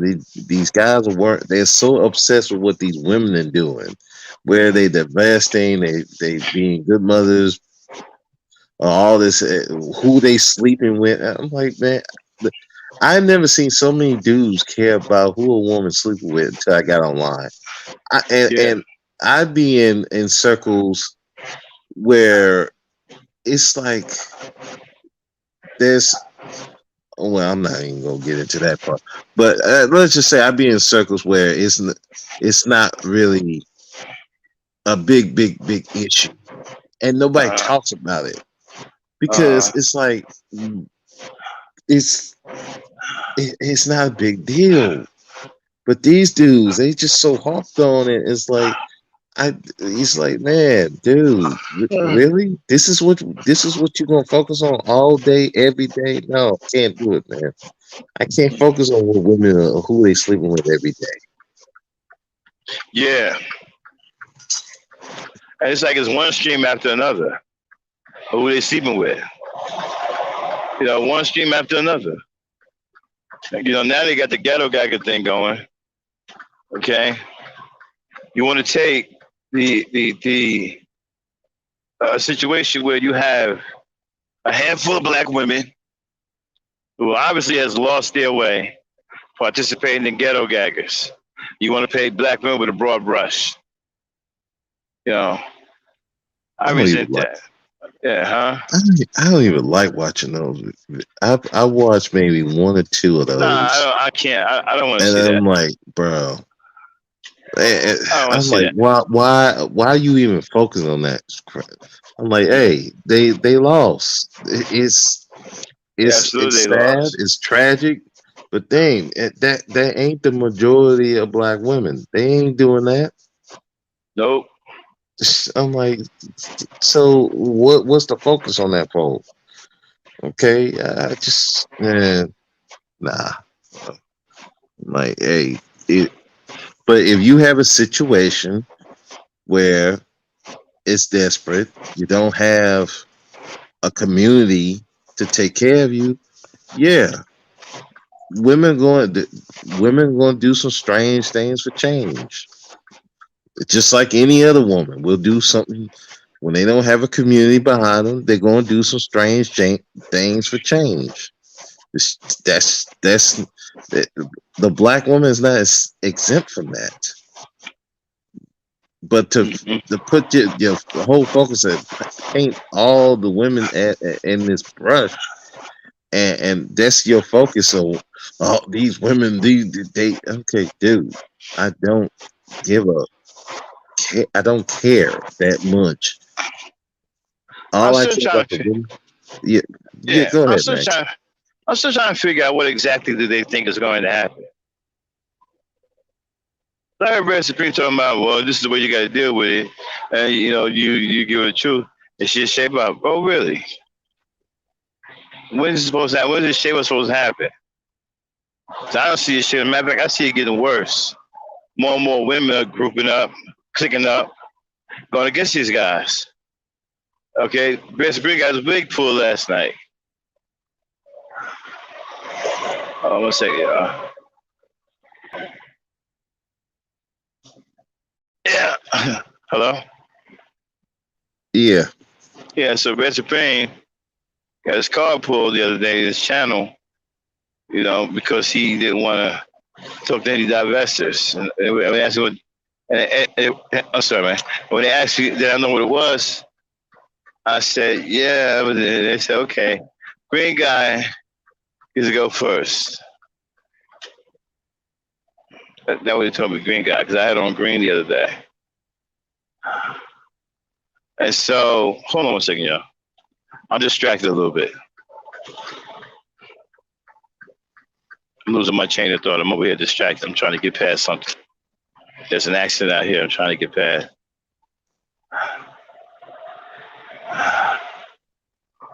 Yeah, like I was saying, Red Pill Supreme, funny dude, man. But we don't agree with nothing about black women. But we can argue about everything else.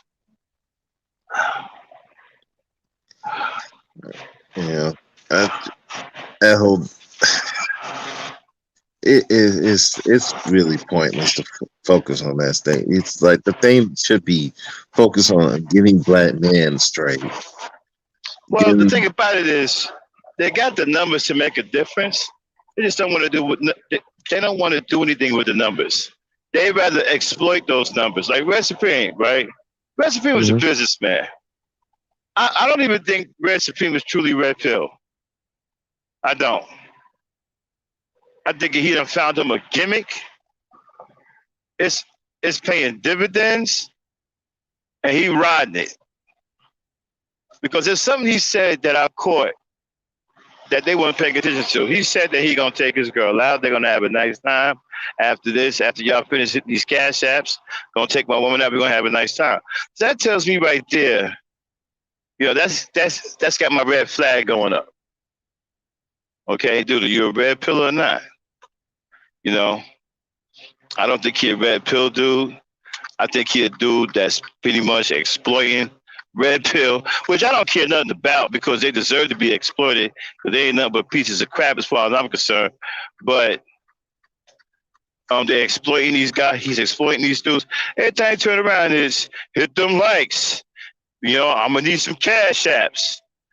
Black women are ghetto gaggers and bees and hoes. Hit them cash apps. I mean, this dude is a hustler. He running their pockets left and right. And he don't care. He'll get a video about a black woman tripping out or something like that, and he'll hold it in review. And he'll talk about it. Okay, y'all want me to start this video. I'm gonna need you to get them likes up. I'm gonna need a couple of cash apps. This dude gets paid. He makes sure he gets paid to play that video. And then gets paid throughout playing that video. That's hustling. There ain't nobody with no message about red pill or whatever. That's straight hustling. I'm from the streets too. I know what hustling is. That dude hustling the hell out of them dudes in there. He done found out that they all pigeons. They believe in this nonsense. He don't, and he making money off of it. And I ain't mad at him. Get your money. Yeah. The only reason why he mad at me, well, he ain't really mad at me. He be messing with, because if I come in there and start talking about his money, he don't want me talking about his money. You know what I'm saying? Because he getting money, man. I don't even think he gives a F about red pill ideology. I really don't. Well, I wouldn't be surprised either because clearly other people don't Kevin Yeah. Samuel don't. Obsidian Uh, don't. No. They already shown you they will drop that red pill ideology like a hat for that What do you? bag. Hold on one second. Kendall said, "All you niggas got a gimmick." Like who? I don't have a gimmick, Kendall. What gimmick do I have? I ain't got no gimmick on here. Hey Kendall, what's up, man? Yeah, Kendall I want to know started what you're talking messing. about. What gimmick? I want to know what you're talking about.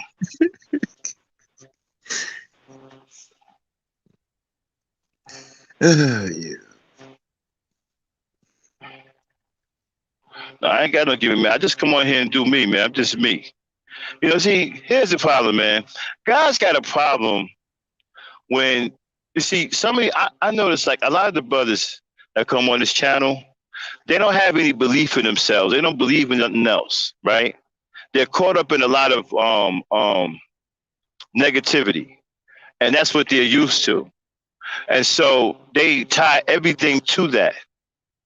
And so if a brother come up here with a different message, he being himself, right? It's not believable. I got to be scamming somebody. I got to be some kind of gimmick. I just can't be me. I just can't be the truth about who I said I am. You see what I'm saying? Because I'm not like you, Kendall. I'm not like RBR. I'm not like Red Pill Supreme. You know, I'm not like any of that. Okay? I come up on here because I love black women. I like talking about black women. I like protecting black women. That's what my message is. It's never going to change because I'm like that naturally. This ain't no gimmick. Ain't no other shoe dropping. I keep telling y'all that. Y'all keep waiting for some other shoe to drop. Ain't nothing dropping. This is how I am naturally. It don't take any energy for me to be myself. I don't have to worry about lies I told because I ain't telling no lies. You know? So I want to know what gimmick you talking about. Well, here's the thing. It's YouTube, so everybody think that you have to have a gimmick. You you don't really believe that you love black women or hate black women. How Oh, you gonna tell it's just a somebody scam. right? How you gonna tell Yeah. somebody what they don't believe because you don't believe that? If you don't believe that a man can really love black women, that's on you, bro. You the one that don't believe that. I keep trying to tell you, one of the biggest problems you dudes make on here is that you think every black man is like you. Y'all gotta cut that out. You think every black man that come on here is just like you. Well, the funny thing is that they can separate I don't even want the ELs from the Pookies and Ray Rays, but the ones that love black women, the ones that don't, they can't separate them. It's like you faking, you pandering and stuff like that. I'm like, all you have to do is listen to somebody. If their message is consistent, if that's what they naturally are. I mean, like for Kendall, you, Max, I can tell it's natural for you. yeah. The whole thing is natural because it just flows. There's no stuttering. It's just Nah, it's I don't. you, and it hasn't changed since from the first time I've listened to you Nope. to now. It's the same thing. So And it that's ain't why gonna I'd be change. like, I know that it's not. It's you, and trust me, I Uh do. Hey, I be watching people. You huh. know, I don't say much, but I watch. That's kind of Uh my thing. I don't talk much, but I watch people, how they yeah. act, how they move, and you can tell how people are, especially how they enter. If it's even a stressful situation with different people, like how you handle women that you have disagreements with. I see how Mm-hmm. you act. You don't cuss them out. You don't do all that. You Nope. try to be as diplomatic as you possibly can. You know, Yeah. Even and, after and dealing that with says a that, lot. right? Even after dealing with that evil woman, that one was evil yesterday. Okay, that one was evil. Let me tell y'all something, man. I don't fight with women, whatever, but there's a difference when you're facing evil. You know what I'm saying? Evil and corruption are completely different. You know. And Kendall, what am I lying about? What are you talking about? Let's see what this fool talking about.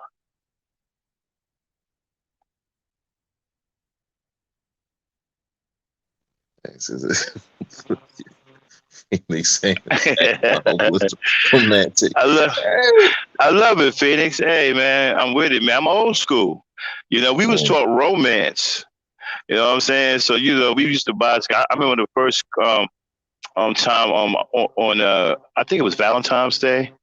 I had my little table. Y'all remember them old school like when you used to go into restaurants, them old school red and white checkered tablecloth to be on the table. And you ever seen those? mm, Them no. old. I had a whole suit made out of that. I had a red and white checkered suit, bell bottom. You know what I'm saying? Back in the '70s, and that was the first suit I had that I took my girlfriend out on a date with.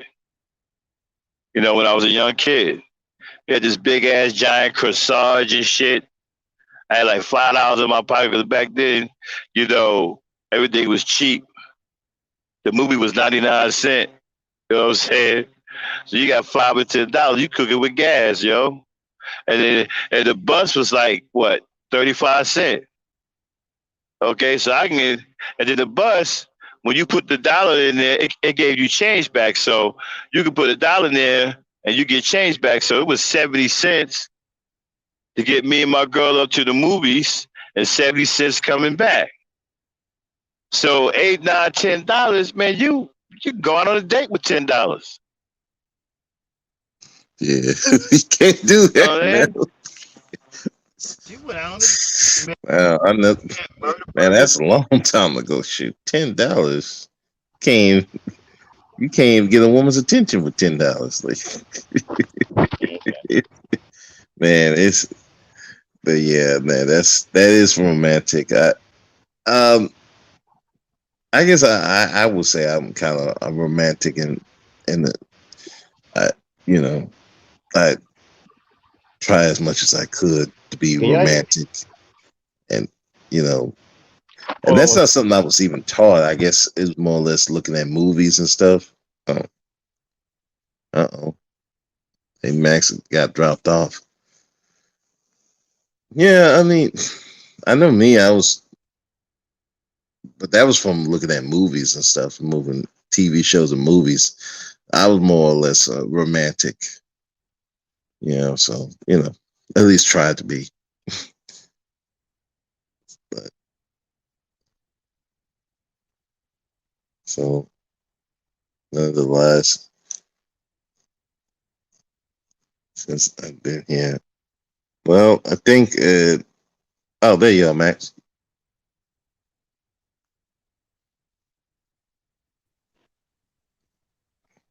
Hey, okay, Max. okay, yeah, I'm back. I had a phone call. Okay, Oh, hold on. okay. Let me deal with um this boy here. Okay, you ain't shit like me. Well, first of all, I ain't like you, Kendall. Let's get that straight now. We're nothing alike. Okay, you've been the same nigga since you've been here. I don't know about that. I don't know about that either. And then you're saying that all your words have been positive. No, that's not true. You said some wild shit in here, bro. What are you talking about? What are you got amnesia or something? Are you crazy or something? Hell, are you talking about all of the words you said in here is positive? What's the matter with you? You know that's not true. And then, man, you really got some nerve, bro. And I got people in here looking at you like you Freddy Krueger. You got people looking at you like Freddy Krueger. That's on you. You know, sit up here talking about I'm telling ain't nobody telling no lie. What lies have I told on you, bro? Everything I said about you, I ran it back to you. You approved the message. You may as well have said, my name is Kendall and I approve this message. Nobody tell no lies on you. What the hell are you talking about?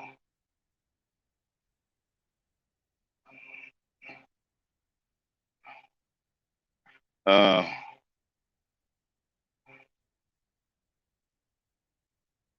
okay. Stop being a troll. Maybe people won't look at you like Freddy Krueger. Stop saying doofy things like we've been here before existence and the sun, the moon, and the stars. I still don't understand how you believe that, man.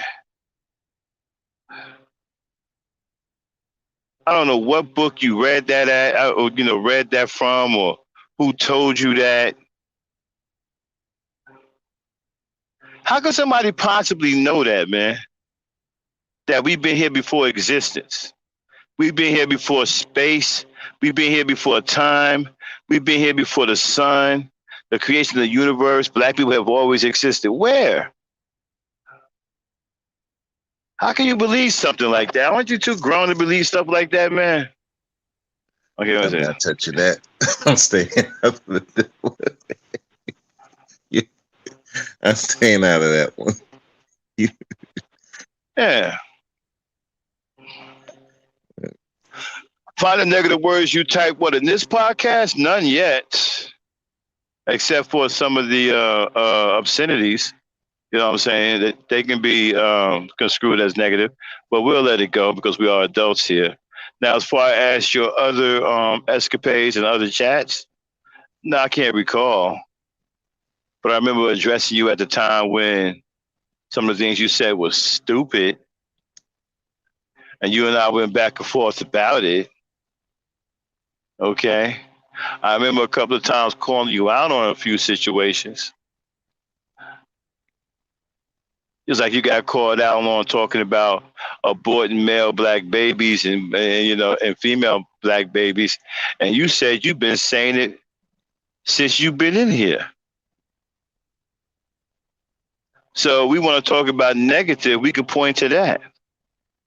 You said you've been saying that shit. I have never caught it. I only caught it that day. So you want to know why they're calling you Freddy Krueger, looking at you for Freddy Krueger, because you got kicked out of here for talking about aborting black children. That's probably what made them look at you like you Freddy Krueger. I don't know what you get mad at me for. You don't want to be saying this stuff. I didn't tell you to say it. What are you dragging me into it for? I don't have nothing to do with your stupidity, bro. That's on you. I didn't tell you to say that dumb shit. Get mad at me for. Hey man, don't drag me into you.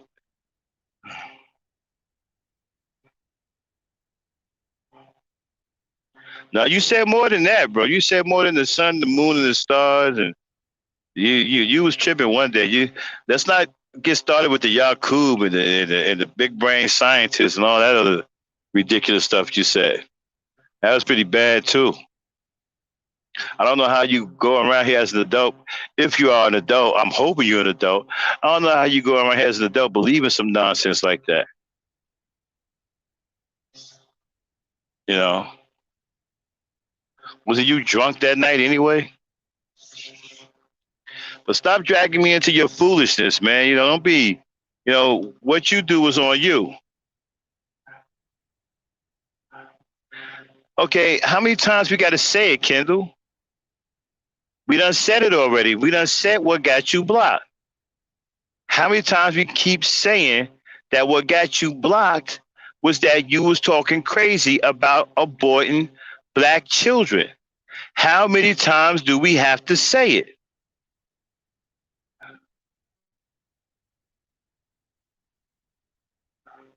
Yeah, original goddess body. We did a show on Dr. Delbert Blair. Yep. That was an interesting show, man. I've learned some new stuff I didn't even know. I'm like, yeah, I got some more coming from him, man. I got to get going at some point. I got some more stuff coming from him. Okay. Well, Max, I do have a question. Maybe. Mm-hmm. Now I can understand where, white people will try to keep that silent. But my thing is, why do black people in particular more like the conscious community will be silent on this guy. Is there a particular reason for that? Well, at one time they was rolling with him, right? Hmm. But then when he started, when his wife got murdered, and then they attempted his life or whatever, people tend to disassociate themselves because they don't want to be the next one. Because unfortunately, in this country, when you tell the truth, the real truth, things happen to you. Right. You know, Got like they can't find a scientist that uncovered the fact that there's a chemical that's turning boys into girls. They can't find him anymore. They can't find that white scientist that was talking about the food. You know, there was a guy on YouTube, kind of young. He was a scientist, and he was talking about the food and what they put in the food. There was also another white scientist, a female, that was talking about how they're trying to suffocate us from the inside out. She gone too. mm, She gone too. Nobody knows where these people at. Nobody has any idea where they're at. And when Dr. Delbert Blair was murdered, people kind of clammed up. You right. know, Yeah. Okay. So yeah, that makes sense. It's just like when like when Malcolm X got killed. They avoided his whole family. The only person yeah. that did anything for him, if I believe, was I gotta look it back up again. But I think they said Bill Cosby did something for his family, but I'm not real sure. I had to look it up again. But yeah, so that makes sense because shit, it's just like they say about Dr. CB. You know, they saying he got axed, hmm but it's just yeah, Of course, it's of course he did. Of course he did. Like that man was 80 years old and had the health of a teenager. Why all of a sudden he gonna die from a cold? yeah. A cold couldn't even live in his body. He had an alkaline body, man. Cold couldn't even live in his body. You're gonna tell me all of a sudden he died from a cold? Come on, man. Yeah, it's like okay, the dude who literally cured all the major diseases that we have out here, he gonna die of a cold. Okay, sure. Yeah, but yeah, that's what they do, Well, people. actually, Kendall, you just didn't say, or you said abort black children. Period.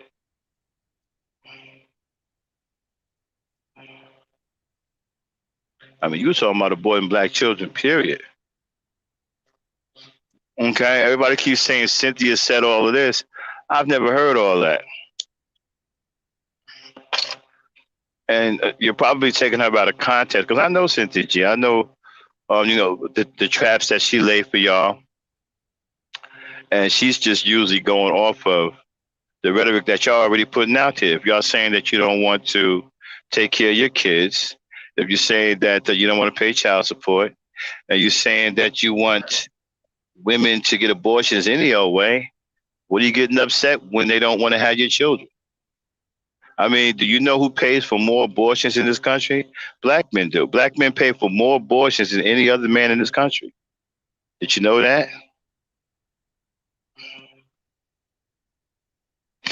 They do. So y'all come up, yeah. So y'all come up with all this fake outrage.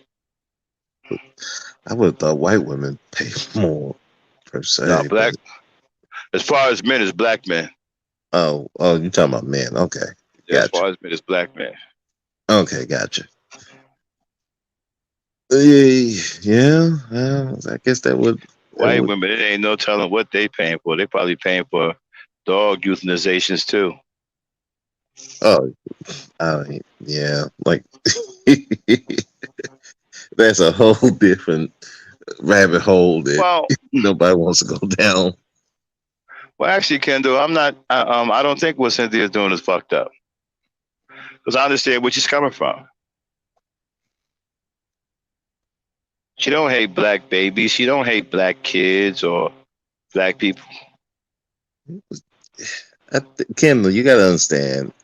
Cynthia G is a shock jock, and she's trying to shock people. So I mean, you have to take it like that. Now, again, I've said my piece on that, so I'm not gonna bring it up here. But you just gotta take it for what it is. It's a shock. It's a shock thing. You know, they're trying to shock people because it is what it is. No more, no less. Oh, like, nobody, nobody's gonna follow it. And anybody who would follow it, they'd be crazy. Yeah, but again, this is YouTube. You can say pretty much a lot of stuff that you would not say in public. I doubt she's gonna go say that in public. You know, but it is what it is. Yeah. Um, Hold on. I guess I'm waiting for Max to come back. Yeah. Max versus Kendall Part. that. Man, you got to come on the panel. I gotta hear y'all conversate back and forth. That's gonna be some. I would record that. That would be funny. So but man, I'm like, I don't let Cynthia get me upset. I'm like, yeah, she got 100,000 subscribers. Hi, You know, Broski. hey, Abner, how you doing? I'm good, and you? I'm all right. I'm off. Yeah, oh, I'm that's trying to, great. yeah, I'm trying to rest. Working nights is hard, so I'm trying to Yeah, rest. So, yeah, that's good. As a responsible man, you need to work hard because you need to take care of your family. well, yeah, I mean, well, it's just me, so but I'll take care of myself, man. You got to, cause I seen a lot of guys they try to do all this overtime, and one guy, man, good good guy, man, nearly got taken out because he was doing all that overtime. Had a heart attack right at the job. He ended up having to retire right after that because but that's the thing, you gotta take care of yourself. So, Yeah. you know, yeah. So it's crazy. So what you been up to, Abner? Um, I'm just here. Like, okay, for now, nothing is going on. Everywhere because of COVID. Everything is okay now. I think Max might be having some technical problem, but I don't think maybe he might be coming back. So when me and you we are done, then I'm gonna end the show. Um, for what is going on now, we're talking about. Okay, nothing is going on in Ghana. Sorry, nothing is going on in Ghana. We are here just a whole lot of issue with politicians and stuff.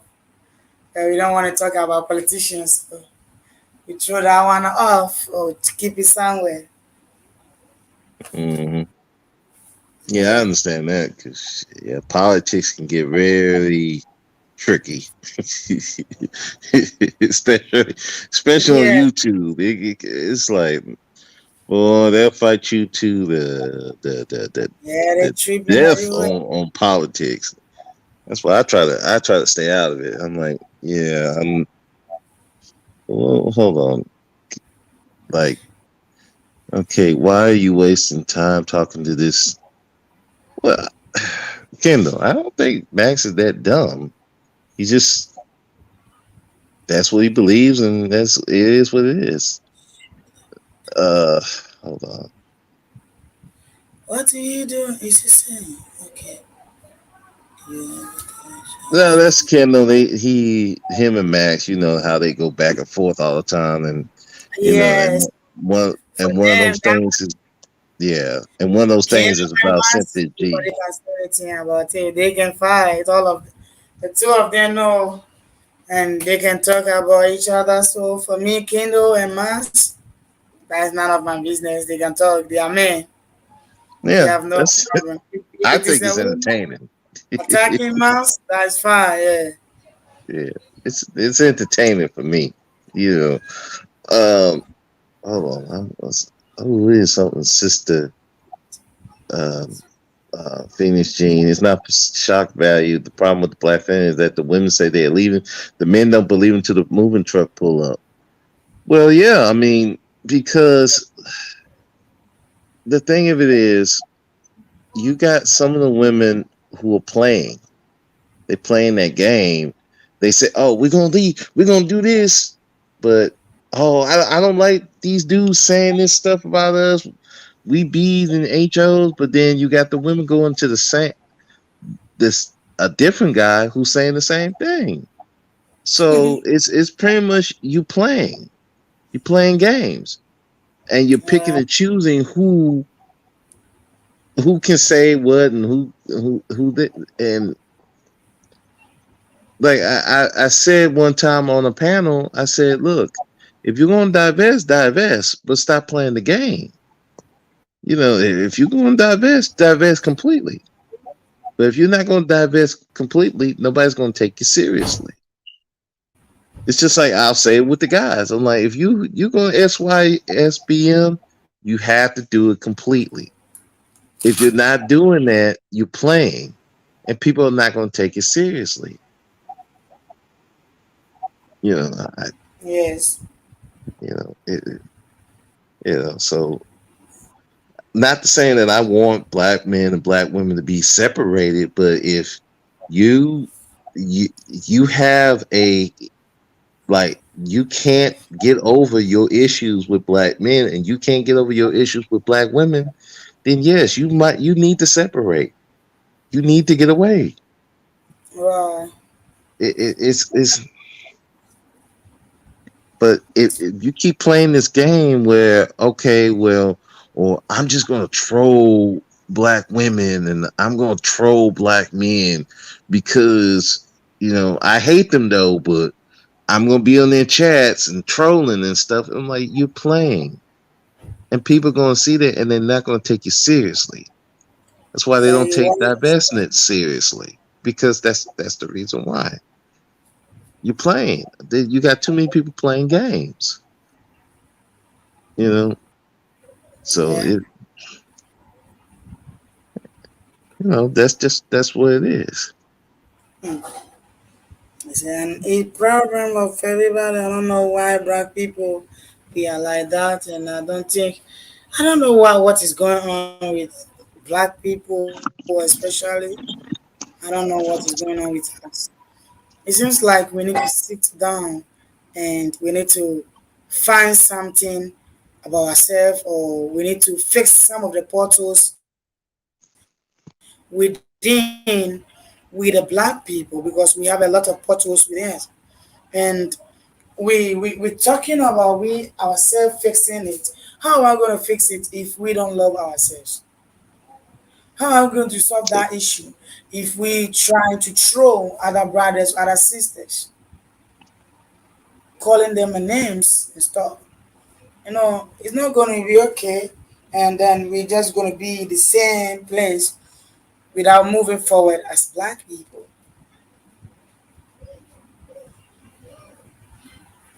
Yeah. So for me, I think black people, we need to sit up. We needed to sit up, find some of the problem which is coming from. If it's coming from our wood, let's sit down and fix our wood. Let's sit down and fix our children. Let's sit down and fix our wives. Let's sit down and fix our men, our husband and stuff. So when we do all these things, we know that we have nothing. Then now we have a right to do whatever we want to do. Yeah. I mean, and get the instigators out of the picture. That you know, a lot of us, even though we have these issues with each other, a lot there's many of us who can sit down and just have that conversation. The problem is you got a lot of people who want to instigate stuff either for money or because they have this hatred of the other gender for whatever reason. They want to instigate stuff and it derails the conversation that it needs to be having.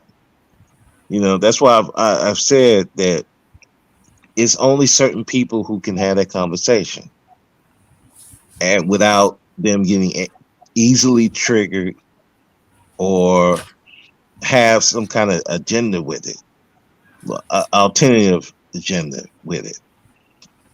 You got to have those people come together and talk, and I've seen it happen. I've been part of those conversations where we talked about the issues, things that we can agree on, things we don't agree on, and Mm-hmm. what can we work on. I've seen that happen, but a lot of people online are not able to have that conversation because they still have their hangups. They haven't gotten the help that they need to get over it. And unfortunately, you got people who will feed off of that, either for money or they still like to say trauma bonding, Right. and they won't let it go. And those people, you got to get you have to get out your group. And you know, and sadly, is the only the only way you're gonna know is if you have a disagreement, like what happened to Max yesterday. You Yeah. really won't know how these people are until you get them upset. Because when you get somebody upset and how they act when they upset, how they talk to you when they upset, really tells you how they Mm-hmm. are and how they not only just online but in real life. If Right. you're a type of person that cusses and will say you a bitch ass nigga or you a bitch or a hoe. Sorry for saying those words, but you know I gotta say it the way I gotta say it. If you willing to say that at the drop of a hat when you angry, that's how you are in real life. That's how you are with your people. Mm-hmm. And those type Yeah. of people you can't have in your group because they're gonna cause the biggest of problems. But the people who slow, even if they have a disagreement, they not cussing, they not calling you b ho, bitch ass nigga, and all that kind of stuff. These are the ones you can have that conversation with because they're not going to take it to a level of I'm just going to disrespect you. Oh, I'm going to put out all these different lies or stuff because I want to destroy you. You know, we got too many people who want to destroy and not want to help build. And we got to identify them quickly and just be like, hey, you go over there. We don't need you over here. Go over there. Right? Let's see what they talking about.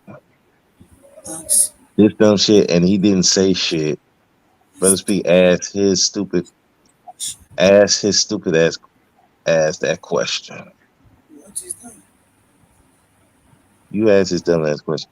Why was it so fucked up when I said black babies, but his fucking mentor got thousands of black women considering?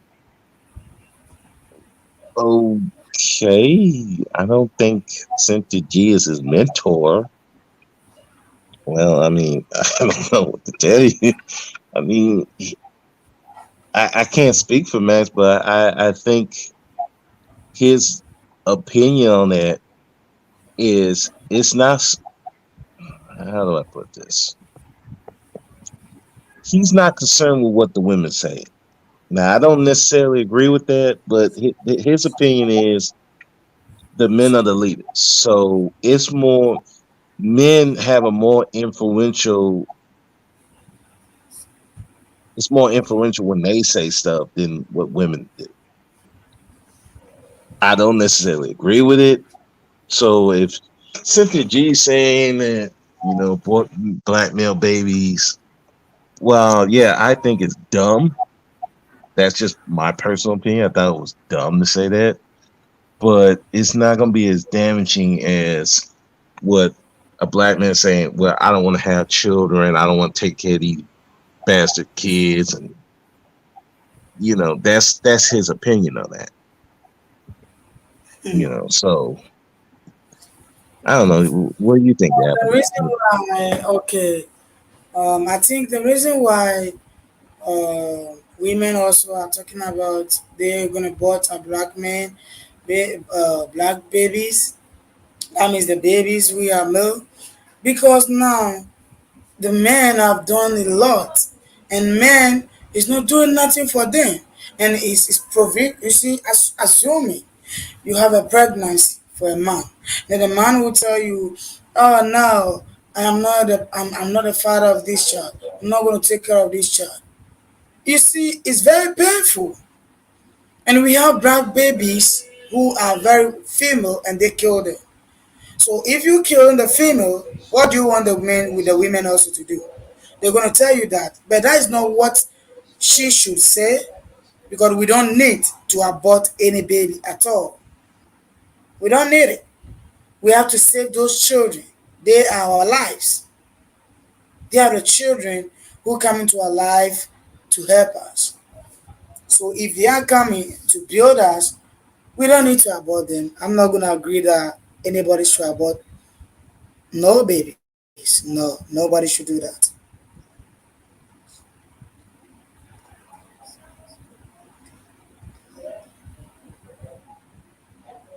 No. Yeah, I'm sorry. Yeah, I'm still something. But yeah, that's what it is. I don't think that should be preached on any side. And talking about kids is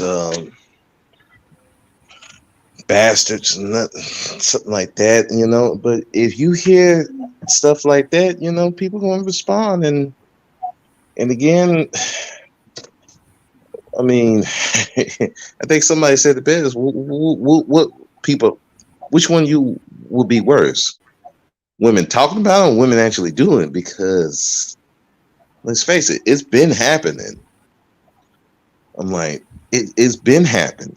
This ain't black women aborting babies ain't new. It's been happening.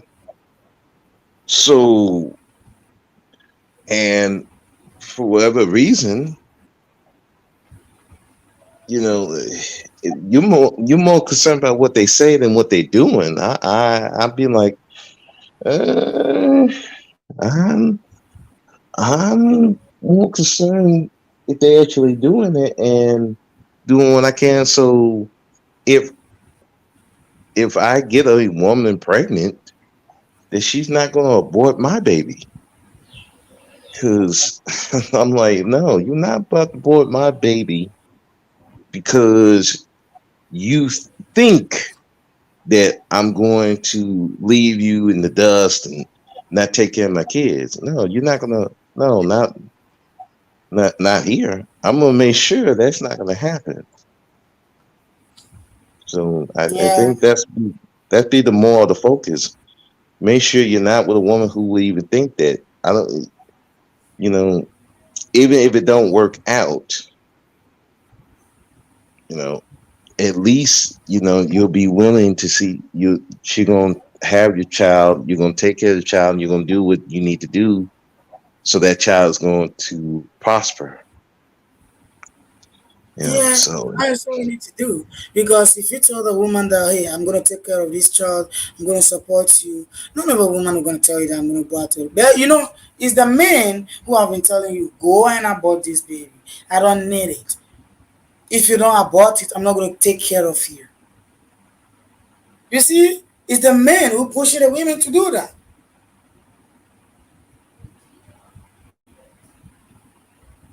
It's the man telling you, hey, I don't need this baby. Go and throw it away.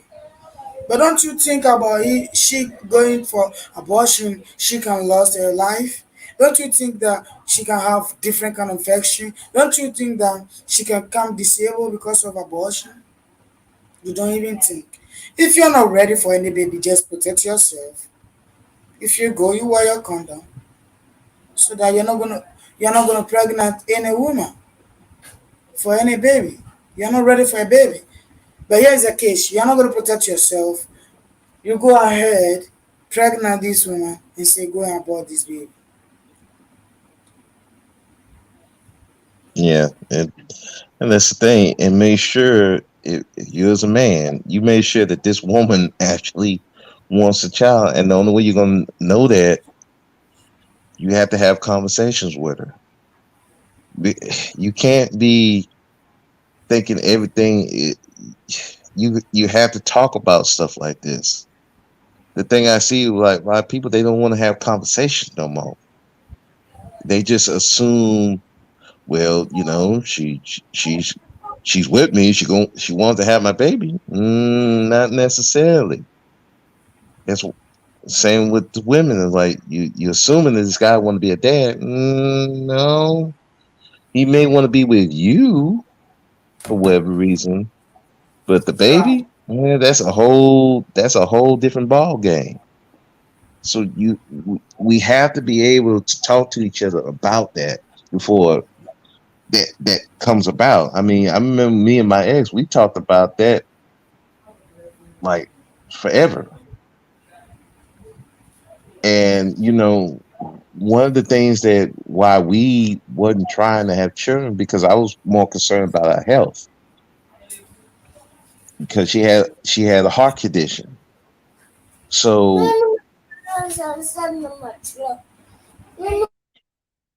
get the kid.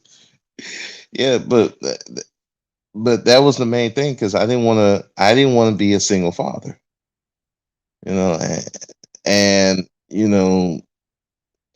like towards the end of my marriage, we was trying, but then I don't know, it was me or the medicine that she was taking. It just never happened. But the thing of it is, we talked about it. We talked ad nauseum about it, because we wanted to be sure at the end of the day we're gonna raise this child, and even if we separated, we're gonna take care of this child. And I know me, there is no, oh, she gonna keep me away from my child. No, that ain't happening. I'll fight that and her whole family is something else. But I was gonna fight them for my child. There is no, you gonna keep me away from my child. But some guys are not like that. They're like, they'll they don't think about this chick. They don't protect their seed. They'll just dump it in anybody, and then, oh, she terrible. I'm gonna bounce. Oh, now she don't want to let me see my kid. Oh, I'm gonna bounce from that too. F that kid. And so, I mean, you got a situation now that women are thinking like that, and it's tragic. But is it surprising? No. But let's see who in the chat, what does it say. Uh, let's see what's Yeah, you going are on. right.